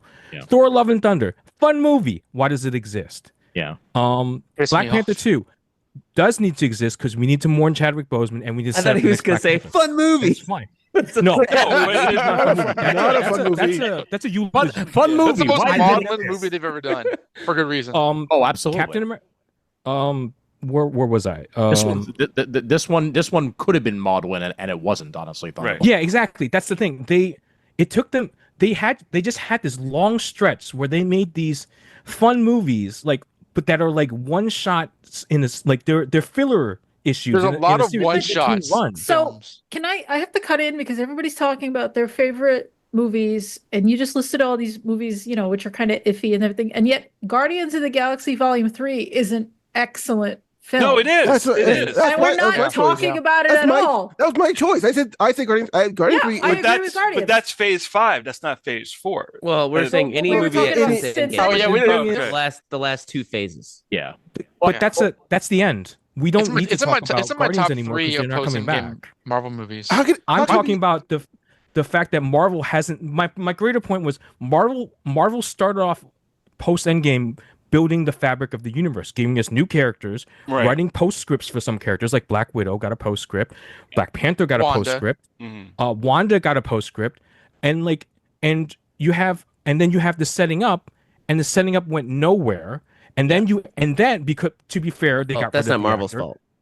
Yeah, and then you It was have a lot of you bad have luck. There's a lot of bad timing movies that sucks. but the movies have no reason to exist. They're just telling a story that doesn't point to anything. Like as much as I love the Marvels, I really love the Marvels. Where are we going? I Where are we like going after that? I felt like on one of these shows post Jonathan Majors, someone was like recast him with Coleman Domingo, and I would have loved fucking Coleman Domingo They to, could still do to it. continue Kang. What's Like done they is can still done. do it. Okay, here's the thing. This is what Marvel's been missing since Endgame. Stop making nebulous post-credit scenes. Okay, stop setting up post-credit scenes that lead to movies 4 or 5 movies down the road. Mm-hmm. Beforehand, all the credit scenes would lead to the very next film. They would lead you to Iron Man, led you to the Avengers, sure, but it would lead you to a bigger world still. Iron Man 2 Thor, led you to Cap. Thor, Cap. All those led you to the very next film. They had a clear path. Yeah, that was the building part that everybody says was missing. It wasn't actually in the films. It was some of that with the Infinity Stones and how they turn out to be Infinity Stones. But Yes. Well, nobody. the building part was the lead in that Brandon's talking about. Nobody's mentioning the fact that we got the further adventures of Eros and Pip the Troll, as well as Exactly, Black Knight and Blade. I mean, come Here's the on. thing. Even What If wouldn't touch those characters with a 10-foot pole. Here's the thing. I loved Eternals, okay? But why mention Pip the Troll? Why mention Arrows? Why? Yeah. Like, you can set up Blade, not seen it. sure. Set up Black was- Knight, but make it for the next film. Here's the thing. It came out right at the fucking height of the pandemic. That's some shit timing there. That's the problem with a lot of these movies is they came out at a really bad time because they had to keep the engine going. I don't know how much you can lay on the pin. Sorry, just real quick because there were still successes with that. The pandemic was in 2020 through early 2021, and No Way Home made $1 billion. I mean, I don't know if I think if Eternals got excellent reviews, it would have done better, but it didn't. Right? The pandemic didn't give it bad reviews. Yeah. I think it's. I mean, and I still have not seen it, so Listen, I don't know if that's speaks to the whole thing. I saw it in theaters at a time when no one was leaving their house still. Oh yeah. It's like I risked the chance to go see it in theaters, knowing it was going to be an empty theater because it's Eternals. To me, the pandemic was 2020 through mid 2022. Yeah, it's a lot longer than what we think it was. Because I didn't have to go back to the office for 5 days a week till Trump. I was doing Monday, I Friday. didn't start working till last year. There's that. Well, you had a kidney stuff too, Yeah. bro. You went through some personal shit as well. But Olivia going back to school full time in first grade to me was the end of the pandemic. And then I don't know if we had her wear a mask for the first couple of weeks, and then I think by the end we were like, no, you're in school, I you're gonna remember get Black sick Widow no matter what. the movie on Disney Plus because of everything that's going on. That led to like the Yeah. lawsuit and kind of stuff. Yeah, Eternals as well. Not that was on theaters, but that was also during the pandemic. But I remember like No Way Home was like late 2021, and whether the pandemic was still going on or not, there didn't seem to be a viable excuse for any some sort of failure on Marvel's part by that point. Right. But after that, we were getting a lot more of the shows, and then like I think the shows helped kind of like give everybody a sort of like more critical eye in terms of consistent quality, in addition to the films. Also, I think it led to more fatigue as well because it became more homework as well. It Like, did, yeah. You had like in order to watch Doctor Strange 2, you had to watch WandaVision. Only for it to be only for that all for Not to that matter. be thrown out. Exactly, yes. So it does increase the fatigue of your bandwidth of what do I want to give my time to, right? These last two movies, I think, are the only ones that you actually need to watch the show. Like you actually need to watch, and we talked about Still this don't. last episode. You still don't. It's- You still Chris don't. disagrees. Yeah. You disagree. No, I you don't still think so. don't. I think you No. do. I think you need to know who Isaiah Bradley Yeah, is. I think No. you're not going to mind watching fucking Winter Soldier for John Walker at minimum because it sets up Sam in Cap 4 and it sets up John U.S. Agent in Thunderbolts. But here's the thing, like you don't need to because they give you enough exposition in both of them. Exactly. Literally told you line for line. Oh, weren't you that person who did that thing that one time and with that person there? But And like so for U.S. Mm. Agent in this movie, who they never called U.S. Agent, but you literally like you meet him as a character for the first time, and it's like, who the fuck is this guy? He's dressed as Captain America, and they're like, you were Captain America for 2 seconds, and then you're like, wait, no, because literally at the end of Endgame, if you only watch the movies, Steve hands Sam the shield. You're Captain America. But here's the thing, The last movie we saw is Sam as Captain America. And now you have this guy who's like, oh, you were Captain America for all of 2 seconds. And it's like, where does that. But also, okay, Brent, I mean this sincerely and from the bottom of my heart. Most people still will not give a shit. most people Right. don't care. We are Not comic book. We are all on this call, comic book nerds who really appreciate continuity, and the fact that Endgame happened in 2019, and we are talking about a movie that just came out in 2025. 6 years later. Do you really think the average moviegoer is going to give two shits that there was a Captain America that somehow was Captain America for a little while before Sam became Captain America? Had Lost think they not come out advertised the and shit out started of this, had Lost not come out and started the serialized storytelling, I would have disagreed with you. Had Breaking Bad not come out and gotten everybody along the bandwagon with serialized storytelling, I would have agreed with you. However, Wait, we're going back Hold to on. Lost as a start of serialized Oh, God, storytelling. Here's the But, like, I'm just in terms of Dude, like pop hold on. culture, paying attention to continuity. Captain America and all Winter this Soldier stuff. was advertised the fuck out of, and it came out during the pandemic. Yes. So people had plenty of opportunity to watch it. So- Yeah, people- I'm not guys- buying that watch it like too. no one watched that. Guys, I'm Right. going to go back people to, watch this. I'm actually going to back up Brent a little bit here because, again, I have brought up repeatedly, and I'm I'm sorry that I not keep saying bringing Twin up- Peaks. Okay, sorry. Yeah, no, I'm talking about the fact that I was a baby. when I watched, again, I've mentioned this when I watched Falcon and Winter Soldier, and the fact is, like, I didn't feel like the show was really going to be necessary to explain him being Captain America because the way Endgame ended, it was a very clean handoff. Yeah.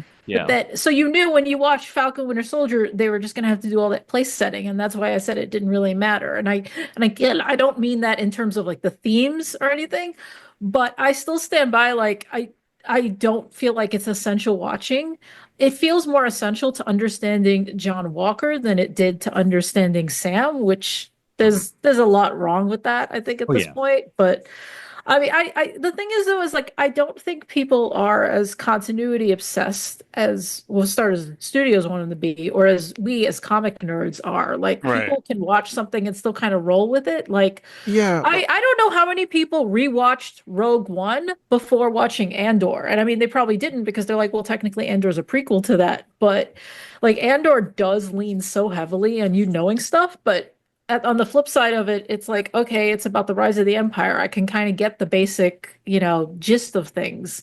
Yeah. I don't Yeah. think people need to be spoon-fed of every little bit of continuity. But Although- going back to what I said about how they're trapped in this bunker, it forces all the characters to kind of rehash their origin stories anyway. Right. So I think we recovered. Even if you hadn't watched the TV show, you're like, okay, maybe I can kind of get it by the end. And maybe it would make you curious and go back and find out what happened. Like, what are they talking about? Oh, yeah. I think Yeah. two things can happen at once. I think that like people may have seen the shows and then kind of started dipping off because the quality was inconsistent. And also these movies can kind of like presume too much, but at the same time, I don't know if the majority of the moviegoers will either not seen the shows or be lost if they didn't see the shows. I think a couple of things can happen at once. Yep. Yeah. Absolutely the case. Yeah. I was going to say one thing real quick. Like I agree with what Brent's saying because I see a lot. I mean, especially when I'm working at the store, a lot of people who are trying to get the comics now are asking for like, for example, like with the absolute stuff now, getting into those books, they're specifically asking for number 1, number 2, number 3, number 4 in order so they can go back and read it. Or people who are looking trying to get those new who are actually trying to get into Batman, like, well, like give me Batman number 1. I'm like, well, I don't have Batman number 1. It says that's from like 1940. I don't know what to tell you there, buddy. But like a lot of people are trying to start from the beginning because we have, fortunately, at least in my mind, I think it's kind of a bad thing. We've kind of conditioned people to start watching shows from beginning to end. When I was a kid watching TV shows, I just picked a show up in the middle and I caught up to it eventually. Mm-hmm. Like they didn't make DVDs back then. Oh, not even that, but even with like Prestige TV when they were making DVDs, like Sopranos. I started Sopranos in season 3. I didn't give a fuck. Yeah. I caught Game of Thrones at season 5. I didn't give a flying fuck what happened before that. Oh, you need to go back, bro.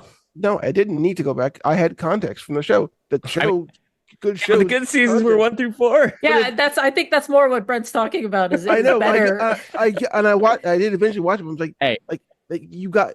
They gave you enough context in those shows that you didn't need to go back and watch it eventually. As a comic book reader, I started picking up single issues of Y the Last Man mid-run.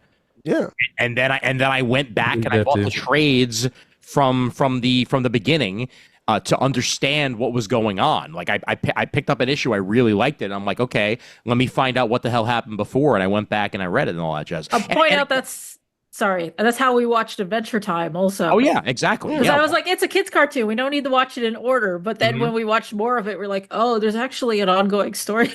Yeah. And I'm not saying that people aren't going to go back and fill in the gaps and that they would enjoy it if they did, because clearly they can and they will. Black Widow is going to make Thunderbolts that much better in the end. Honestly, I really do think that. And I think sometimes it's more rewarding to watch something without the context than go back and watch the context. Oh yeah. And see those pieces fall into place. Ant-Man 2 is not necessary to know who Ghost is. I'm sorry, it's not. Oh, perfect example. I saw Empire Strikes Back before I saw A New Hope. Yeah. Because we didn't have a VHS of Star Wars, so we just watched Empire and then Return of the Jedi. So I did not understand the big deal of like, oh yeah, so that's his dad. I mean, yes, that's a little weird, but I don't know why he's screaming.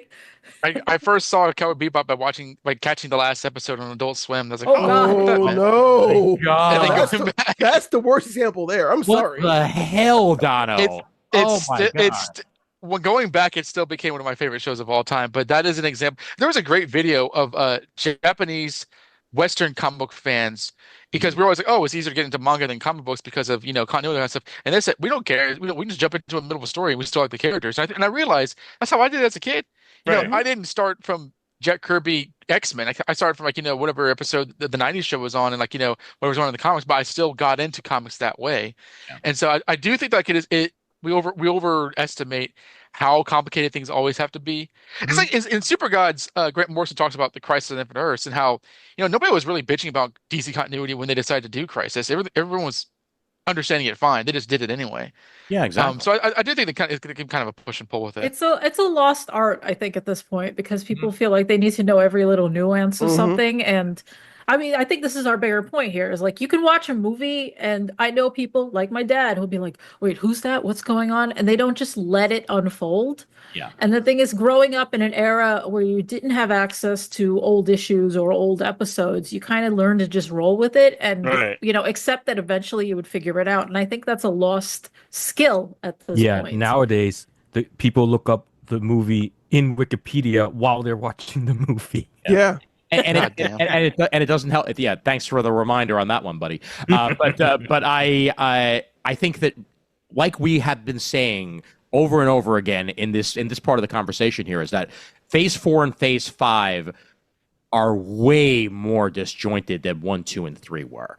Yeah, that's a fact. And you can very easily skip a movie and still be okay in this situation. I do believe that going off of Brave New World, Thunderbolts, and now going into Phase 6 with Fantastic Four, Doomsday, maybe not Spider-Man Brand New Day, that's probably going to be its own thing, and Avengers Secret Wars, you're going to get a little bit more of that feel back for Marvel movies. Now, to finally answer your 100% question, Dono, for me, right now, because I'm still hot on it, and maybe I'll think differently after I see it a second time, or maybe after I watch some of the other ones, I'll think differently, but of the post-Endgame movies, not counting Deadpool and Wolverine, because that's its own damn thing, I don't care. It's not part of Phase 5. Fuck you.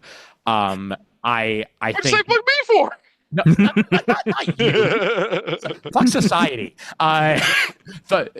Thunderbolts would be at the top of that list. Very, very close behind it would be Guardians of the Galaxy Volume 3, Wakanda Forever, No Way Home, Shang-Chi. Like that's where I would go on that Okay, list. Widow and everything else.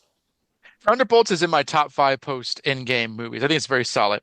Yeah. My number 1 is Spider-Man No Way Home, and in no particular order, it would be Wakanda Forever and Guardians 3. Yeah. And I think maybe a number 4 spot, maybe kind of fighting with Thunderbolts, is Multiverse of Madness. We talked about it. Like, I think it's like the most flawed movie I enjoyed. Mhm. And then maybe Shang-Chi in an honorable last place, because I did enjoy that, but I have a problem with the third act.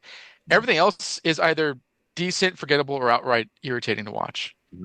It's so funny looking back at Multiverse of Madness at this point and being like, yeah, we got John Krasinski as Reed Richards. Huh? That's what they did to him. Dumbest Reed Richards. His knees were weak. His arms were heavy. We watched him turn, get in spaghetti. The dumbest Reed Richards. It's over, Wanda. Why are geniuses so dumb? I just don't know why they do that. Because that's the way intelligence works. It's like your brain is overly focused in this one section and everything else gets ignored. You know what? Since I'll go back to the D&D, metaphors or whatever, it's min-maxing. Yeah. Oh God, is it ever? Yeah. Boy. Why you calling me out? Why are you calling me out like that? Are you a min-maxer? While we were recording here, by the way, it's listed as breaking news, but it technically took place at 1:35 p.m. Earlier today. The Pope? No. Yes, the Pope is working on an Avengers movie. No. So there has now been talk going out of this movie that Jake Schreier may very well be the man behind X-Men. So he's the X-Men Pope. I don't know how I feel about this, honestly. His eyebrows. That's more ambitious than Thunderbolts, I think. It is a lot more ambitious, but I think if he pulled off a team like this, he may very well be able to pull off a team like that. We had heart in this movie. We had relationships, and that's really all the X-Men's supposed to be about. Okay, I get that, but his whole thing is beef, and I like that. He works better with contention, right? Oh yeah. Okay. Sure. And Wolverine and Cyclops love each other. Like there's no. But here's the thing, I go where I want to go, Bob. Don't give me Wolverine on X-Men team. Number one, I'd walk out. Mm-hmm. Just, I think he can do the heart stuff, but I think I don't know how I feel about this, honestly. I feel like he's the new hotness right now, so we're gonna make him the guy. And I think Marvel's learning the wrong lessons again already so fast. Well, look, this is literally a Deadline article, and it could very easily wind up being bunk. Oh yeah, but Daniel Destin Cretton, I'm going to mention him. Is doing Spider-Man. Yeah, and he was originally going to be doing Avengers. Like that was going to happen. It didn't wind up happening in the end. They brought back the Russos. They brought back Robert Downey Jr. I think they brought back other people from the dead who had long since been dead since the 60s. I'm not quite sure. Let's confirm that. But I do think that if given the right bones, this could work. But, this may just be, oh my God, hot hand, like you're saying, Brandon. It did sound like they like this a comparable excitement because Shang-Chi kind of came out hot. Okay, let's give this director something else, and then this one is very critically well received. So let's give him something else. In terms of talks, at least it's not official yet, but it did sound very similar. Oh yeah, absolutely. And after all, he directed Robot and Frank, so he knows how to do an X-Men movie. What I really don't like is they don't just give them the sequel. Yeah. No one's gotten a sequel in this era. Yeah, I know. No Shang-Chi 2, well, Black Widow you can't. Well, Doctor Strange is a continuation. To be fair, we did get 3 Spider-Man movies by the same guy. So it's not like we did. Yeah, but that started pre-Endgame. I'm talking about like all the new characters, our new characters, our new Avengers. Right. He's probably going to do no Shang-Chi new characters 2, right? have 2 movies. Yeah, that's the problem. That is in development. The Shang-Chi and the Legend of the Ten Rings sequel is in development by Destin Daniel Cretton. I think I think Daniel Destin Cretton by mistake. We're gonna call it Shang-Chi and the Legend of the Ten Rings 2. But by the time Secret of the Ooze. The 20 rings. By the time Infinity War and Endgame came out, all of our biggest players had multiple movies to establish who they were. Yeah. That's the other problem I have is that's none of the new point, characters Raph. have that much to work with. Yeah, Or are they? Point. Also, apparently, Michael Wesley, at least according to Wikipedia, was hired to do a script for this X-Men movie at some point. Whether or not he is still the screenwriter, who the hell knows? And it's Wikipedia, so somebody could have easily put his name in there and it not mean anything. But give me the 92 theme and not the Bryan Singer theme, and I'm fine. I don't care. As long as you give me the 92 theme, I'm there. I'll watch it 4 times. Let's give some ratings. We haven't given a rating to a movie in a while. Out of 5, where does this one lay for you, Jamal? Out of 5. I'd give it a 4. I'd give it a solid 4. Fair enough. It's not perfect, but like I said earlier, I really enjoyed it. I had a great time, and I think it was really well done. That'll do. Brandon, what do you got? To quote the great Eddie Man, 4.25 stars. Yeah, it's like a solid movie, very good. It's honestly, it was a fast 2 hours, which is all weird to say, but it was a good movie. There you go, Donna. 2. No, I'm kidding. 5. No, 4. 4. 4 horsemen. 4. 2, 5, 7. Fantastic 4 horsemen. Raph.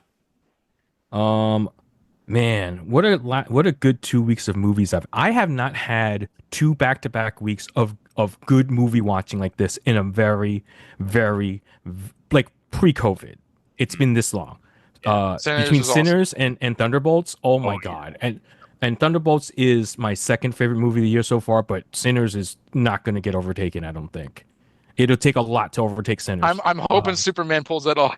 I hope if so. Superman pulls it off, the only movie I'm going to give it a shot to is Superman. And I watched Superman 117 times in theaters. I don't give a shit. Even if it's bad, yeah, we know. I don't care. I'll watch Sinners 2 maybe 3 times. I'll watch Superman 117 times just to stick it to Ryan Coogler for not doing Superman. 4.25. I think it was very good. Like I said, it's my favorite. It's my favorite Marvel movie since the Marvels. I want to say was the last one I really had fun with, and it's probably the best one since No Way Home. Okay. Right. Yeah. That's the one with all 3 of them. Yes. Yeah. So there we go. That's my. So it's like no wait. It's the best one since Guardians of the Galaxy 3. I keep forgetting that movie. It's such an ender. It's such an ender movie. Like it's just Guardians does feel separate, but yeah. It removed Guardians out of my reality. Like I forget that Guardians of the Galaxy exist anymore. Because that's literally what it did. It killed. How else would you know? How else would you know that Star-Lord will return? I mean, come on, Yeah. Did they say that? Yes. They did, yeah. Oh. Only Star-Lord, Yeah, that's not it. Quasar. Which can I just say, like, yeah, that little end post-credit scene in Guardians of the Galaxy Volume 3 was just so fascinating to me. Yeah, Mhm. it Because it was was. just like it took me a while to realize. I'm like, wait, what are they even talking? Oh my God, they're just bitching about some neighbor. Wow. Mhm. I thought that was amazing, honestly. It was pretty Yeah, that was great. really good. Pretty great. Yeah. So yeah, Yeah. second best movie of the year. Best since Guardians 3. My second or third favorite of this post Endgame era. Excellent. Chris? Yeah, I actually wanted to double check on Letterbox. Letterbox didn't want to load, but it came up. I gave Thunderbolts 4 stars. I think it's very good, but I usually reserve 9 or 10 for movies that blew me away. I did give Sinners 4.5. I didn't even love it as much as it, but then again, I'm a sucker for vampires, so everything with vampires just automatically gets more stars for me. All right. Brent? 4 stars. Okay. Like a discount price of a movie about 10 years ago, I give it 4.5. 450. 450. Yeah. 450. 450. Yep. 450 cents. Yep. In Philadelphia, it's worth $50. That's the way it rolls. That's the way it rolls. I just want to throw around the horn very, very quickly, and then we're wrapping it up. I swear to God, what we've been reading lately. Just throw out like 1 or 2 things. You don't even have to talk that much about it. I just want people to know what we've been reading and what we've been enjoying, and then we'll go ahead and wrap this sucker up from there. Dono, what you been reading? Again, this close to saying pass, but I in addition to the same books I'm reading last time, you know, Spider-Man is really contentious these days. I actually need to kind of catch up on Ultimate Spider-Man, but I did like this week's issue of the Joe Kelly run, Yeah. which I guess is Amazing Spider-Man Volume 7, Issue 3. I thought it was some solid Spider-Man storytelling, so I did like that. I'm still very trepidatious with this era, but I'm not gonna get into it. But yeah, no, I enjoyed that. In addition to Batgirl and World's Finest and Batman Robin Year One and I caught up on Justice League Unlimited, which I'm really liking by Nice. Wade Dan Mora. But next time we record, I'll caught up on the Absolute books as well as the Ultimate books. Yes, we're gonna address the Absolute books finally, definitely next time we record. Jamal, what do you got? So, what have I been enjoying? I haven't been reading a whole lot recently, but I've really, really like Donna was saying, like I really enjoyed the new Amazing Spider-Man. Really digging Rockefellers, but Oh yeah, which is by Pete Tomasi and Francis Manipul. That's really good. What else am I reading that I've enjoyed recently? Not a whole hell of a lot, unfortunately. Like it's it's a weird period right now. I Like hear you. Yeah. like the Superman books. Well, okay, no, not completely true. The last days of Lex Luthor, Oh yeah. really, really good. Oh, just came out. Yeah, Yeah. finally. Well, the last issue just came out. It was so pretty. Yes, my new So idol. fucking pretty. So Oh, that was was it Wade? good. It is Wade. It is Wade. Wade, Hitch, and Kevin Nolan on inks. Yeah. So that Justice League also Justice League Unlimited has been really good. Nice. But yeah, I mean, it's like I said, it's been a really weird reading. Like I'm trying to keep up with a lot of stuff, but there's not a lot that's really just like jumping out at me and really like sinking its teeth into me. From a story aspect right now. So Ebbs and flows. Yeah. I'm just going to throw out there the thing I read on Comics Plus. Actually, they put up already, and it just came out in April, the first issue of Captain Planet by David Paposi with artwork by Emmanuel Casalos.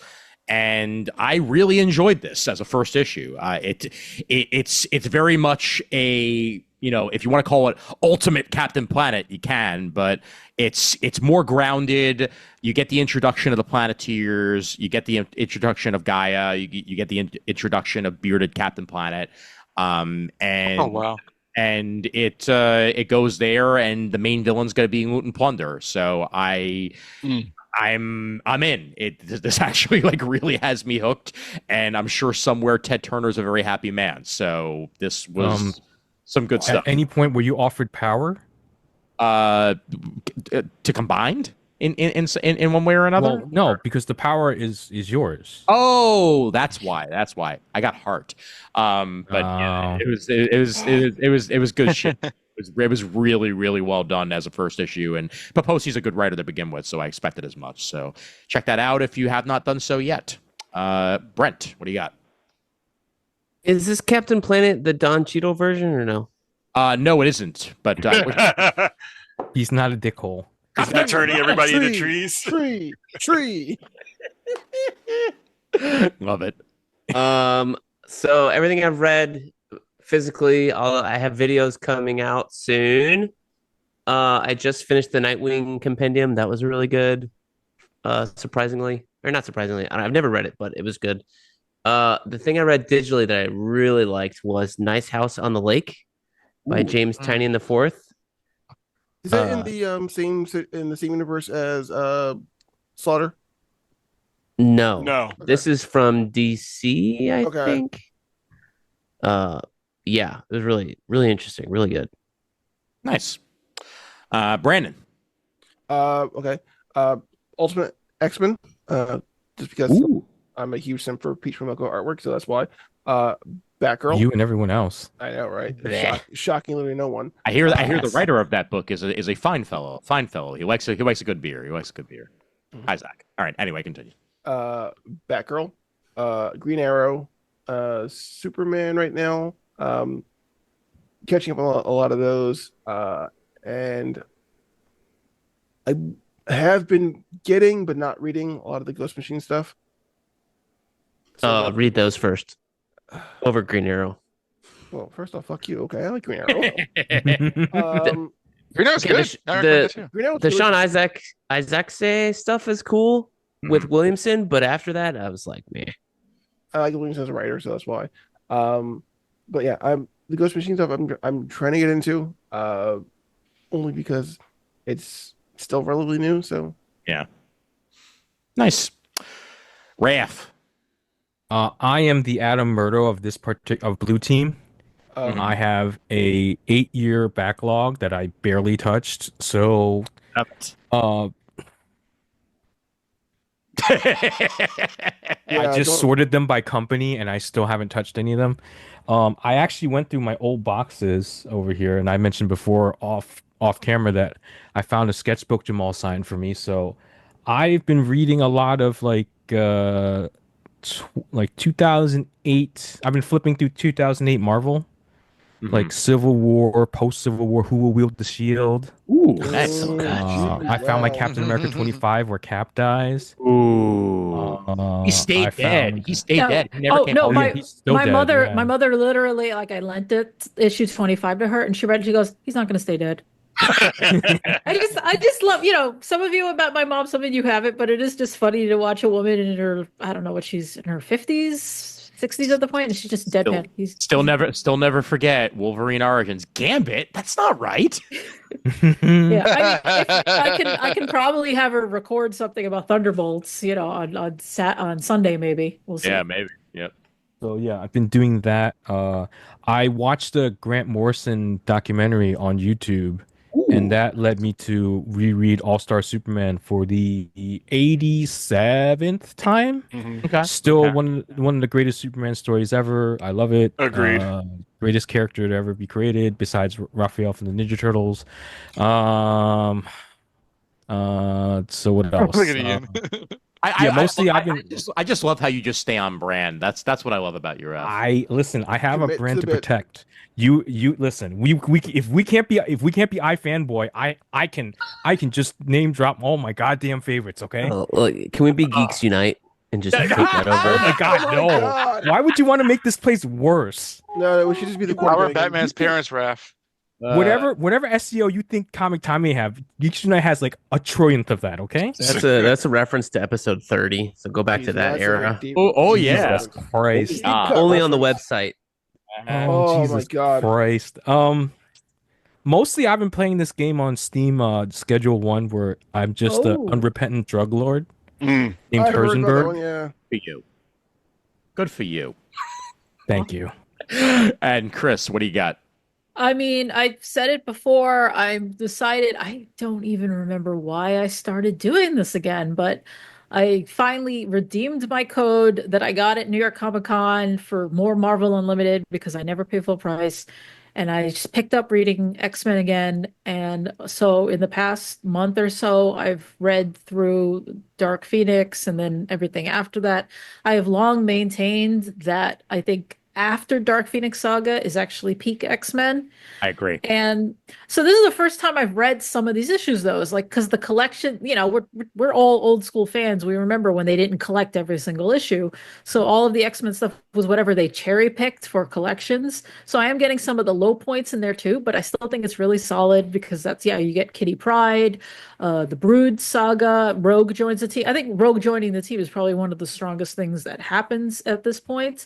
Yep. And so I'm really digging that, just filling in gaps and also just like revisiting moments. I just reached Life Death, which I wanted to reference when we talked about X-Men 97 and we felt like it wasn't stretched out long enough, and then realizing the comics actually were this almost formatted the same way. It was basically Yeah, just I liked how they did it. yeah, it was fine. It was fine. It's just weird to realize it wasn't as long as they made it feel. I think it was a slightly longer issue.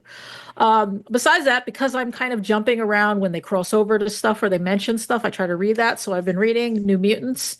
I don't think I ever read past the first few issues of New Mutants, so I finally got up to the Sienkiewicz issues. Nice. And good That's the good Lord, stuff there. I forgot how goddamn beautiful they are. Oh, Yeah. so I- pretty.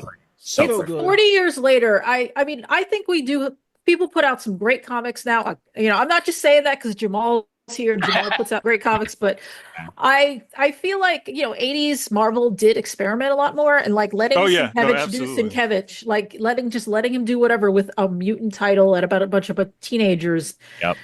Oh my God, it's so gorgeous. And I've been taking screenshots of stuff like constantly. I think I might, maybe that'll be a Patreon. I think like, here's some stuff I want to talk about. So, but that's what I've been doing. I think Marvel Unlimited is still actually a pretty good deal. And Oh, it is. Absolutely, it is. Yeah, and I got to get back to. I think I just put 2 more issues of Simone's run on there for new current X-Men. So I'll have to see how that's going as well.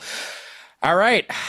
Mission accomplished, gentlemen. Another fine episode, and I mean, gentlemen and ladies, of course, and everyone in between. But I think, yeah, everything went well here, and we will end it now.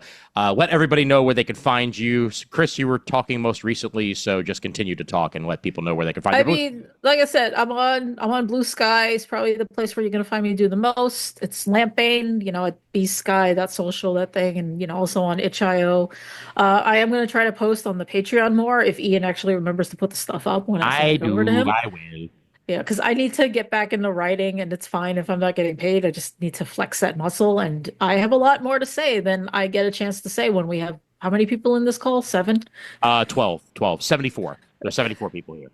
Yeah. So yeah, no, you can just I'm around. I'm very easy to find. Also, Excellent. I still need work. Buy my book. All right. There's a lot of people. I can't believe at least 2 of our friends lost their job in like the past week. I know it's Mhm. ridiculous. So Yep. yeah. Brent, remind folks, with BK, what again? I forget. BK's Bullets. Oh on yeah, YouTube, that's the one. Yeah. Mhm. Instagram. Yep. And what do you got? What do you got upcoming? What's your next Oh video? gosh. I'm doing the Summer of Superman. So I've read a lot of Nice. Superman books from the Jeff Johns run Nice. of Action Comics. Basically went through all of that stuff, starting from Up and Away and through. I did have a break for Mark Waid Flash. I have got a Nightwing compendium review coming out in the next 2 weeks. So we'll continue with Summer of Superman because I've never read this John Byrne stuff over here over my shoulder. Oh, wow. So we'll Man of probably Steel make stuff, it okay. through that by the end of the summer. Okay. I'm looking at my shelf. I don't think we'll make it to Superman, Batman. I might reread Death and Return, but I don't know. Yeah, I wonder why you're suddenly into Superman. No reason. All right, Brandon, over to you.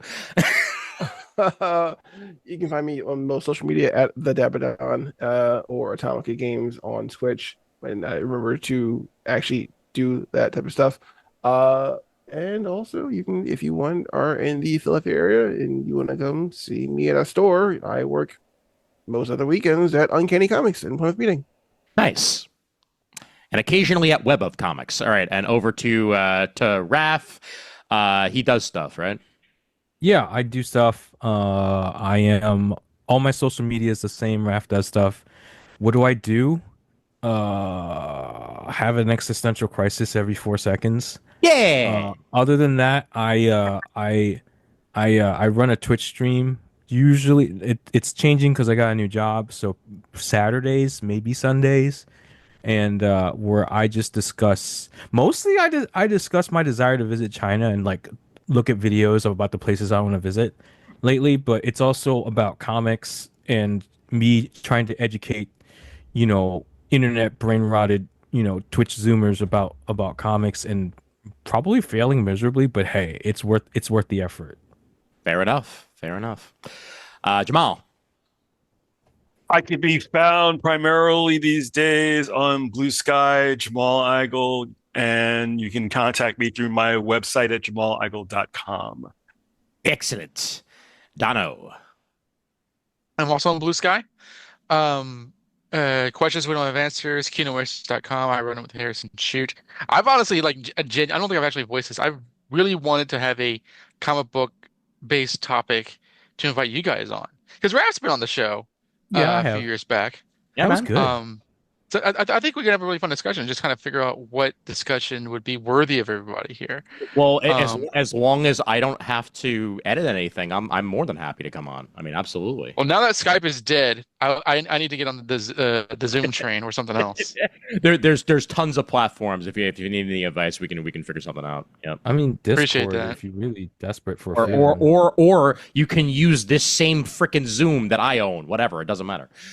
that's a much better option, to be honest. Yep. I'm going to be taking that advice soon. There's that BatmanUniverse.net. I do reviews. DCUniverse.com. But I'm also on Blue Sky as well as most of the other interesting social media apps. Excellent. Brandon, do you have something else to add? One more thing. Also, I forgot. I'm actually doing a D&D live play. Oh, hey! Hi. So, it's hard to find. It's for a reaction channel. Mishan D's reactions. Mainly in their Discord, I do a live play once a month with actual players. And also, I forgot, I'll be in Brooklyn on the 29th. That's Saturday there, I think that is. For Kaiju Brooklyn. I'll be doing a panel then also. Please tell me Kaiju Big Battle is gonna be there as well. Like that would just make me so happy. I have no clue. It's my first time going to this show, so the 29th is a Thursday. So that's the last Saturday in May. Last Saturday in May would be the 31st. 31st. Okay, so yeah. Okay. All right, cool.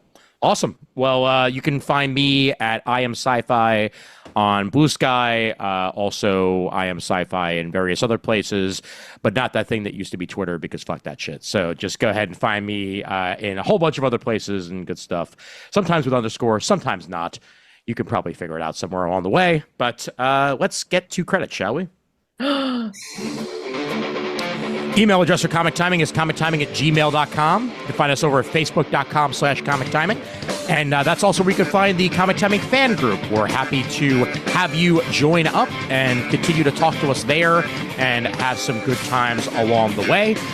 We are on Blue Sky. We are Comic Timing on there because there were fewer people on Blue Sky. We were able to just straight up get Comic Timing. So how about them apples? We're also Comic Timing Podcast on Instagram, Comic Timing Podcast on Threads, and we are Comic Timing Podcast on YouTube, where you can look at our lovely faces and all that jazz and look at the shirt that Kris was just showing off. So thank you, everybody, once again for joining us. Asterisk, asterisk, asterisk, asterisk. Wait. Asterisk. I got it. What? We are Bullpen Bulletins. And as always, there's always time for comics. Asterisk, asterisk, asterisk, asterisk, asterisk. We are not Bullpen Bulletins. We're not Comics Alliance either, though I do have fantasies about stealing it.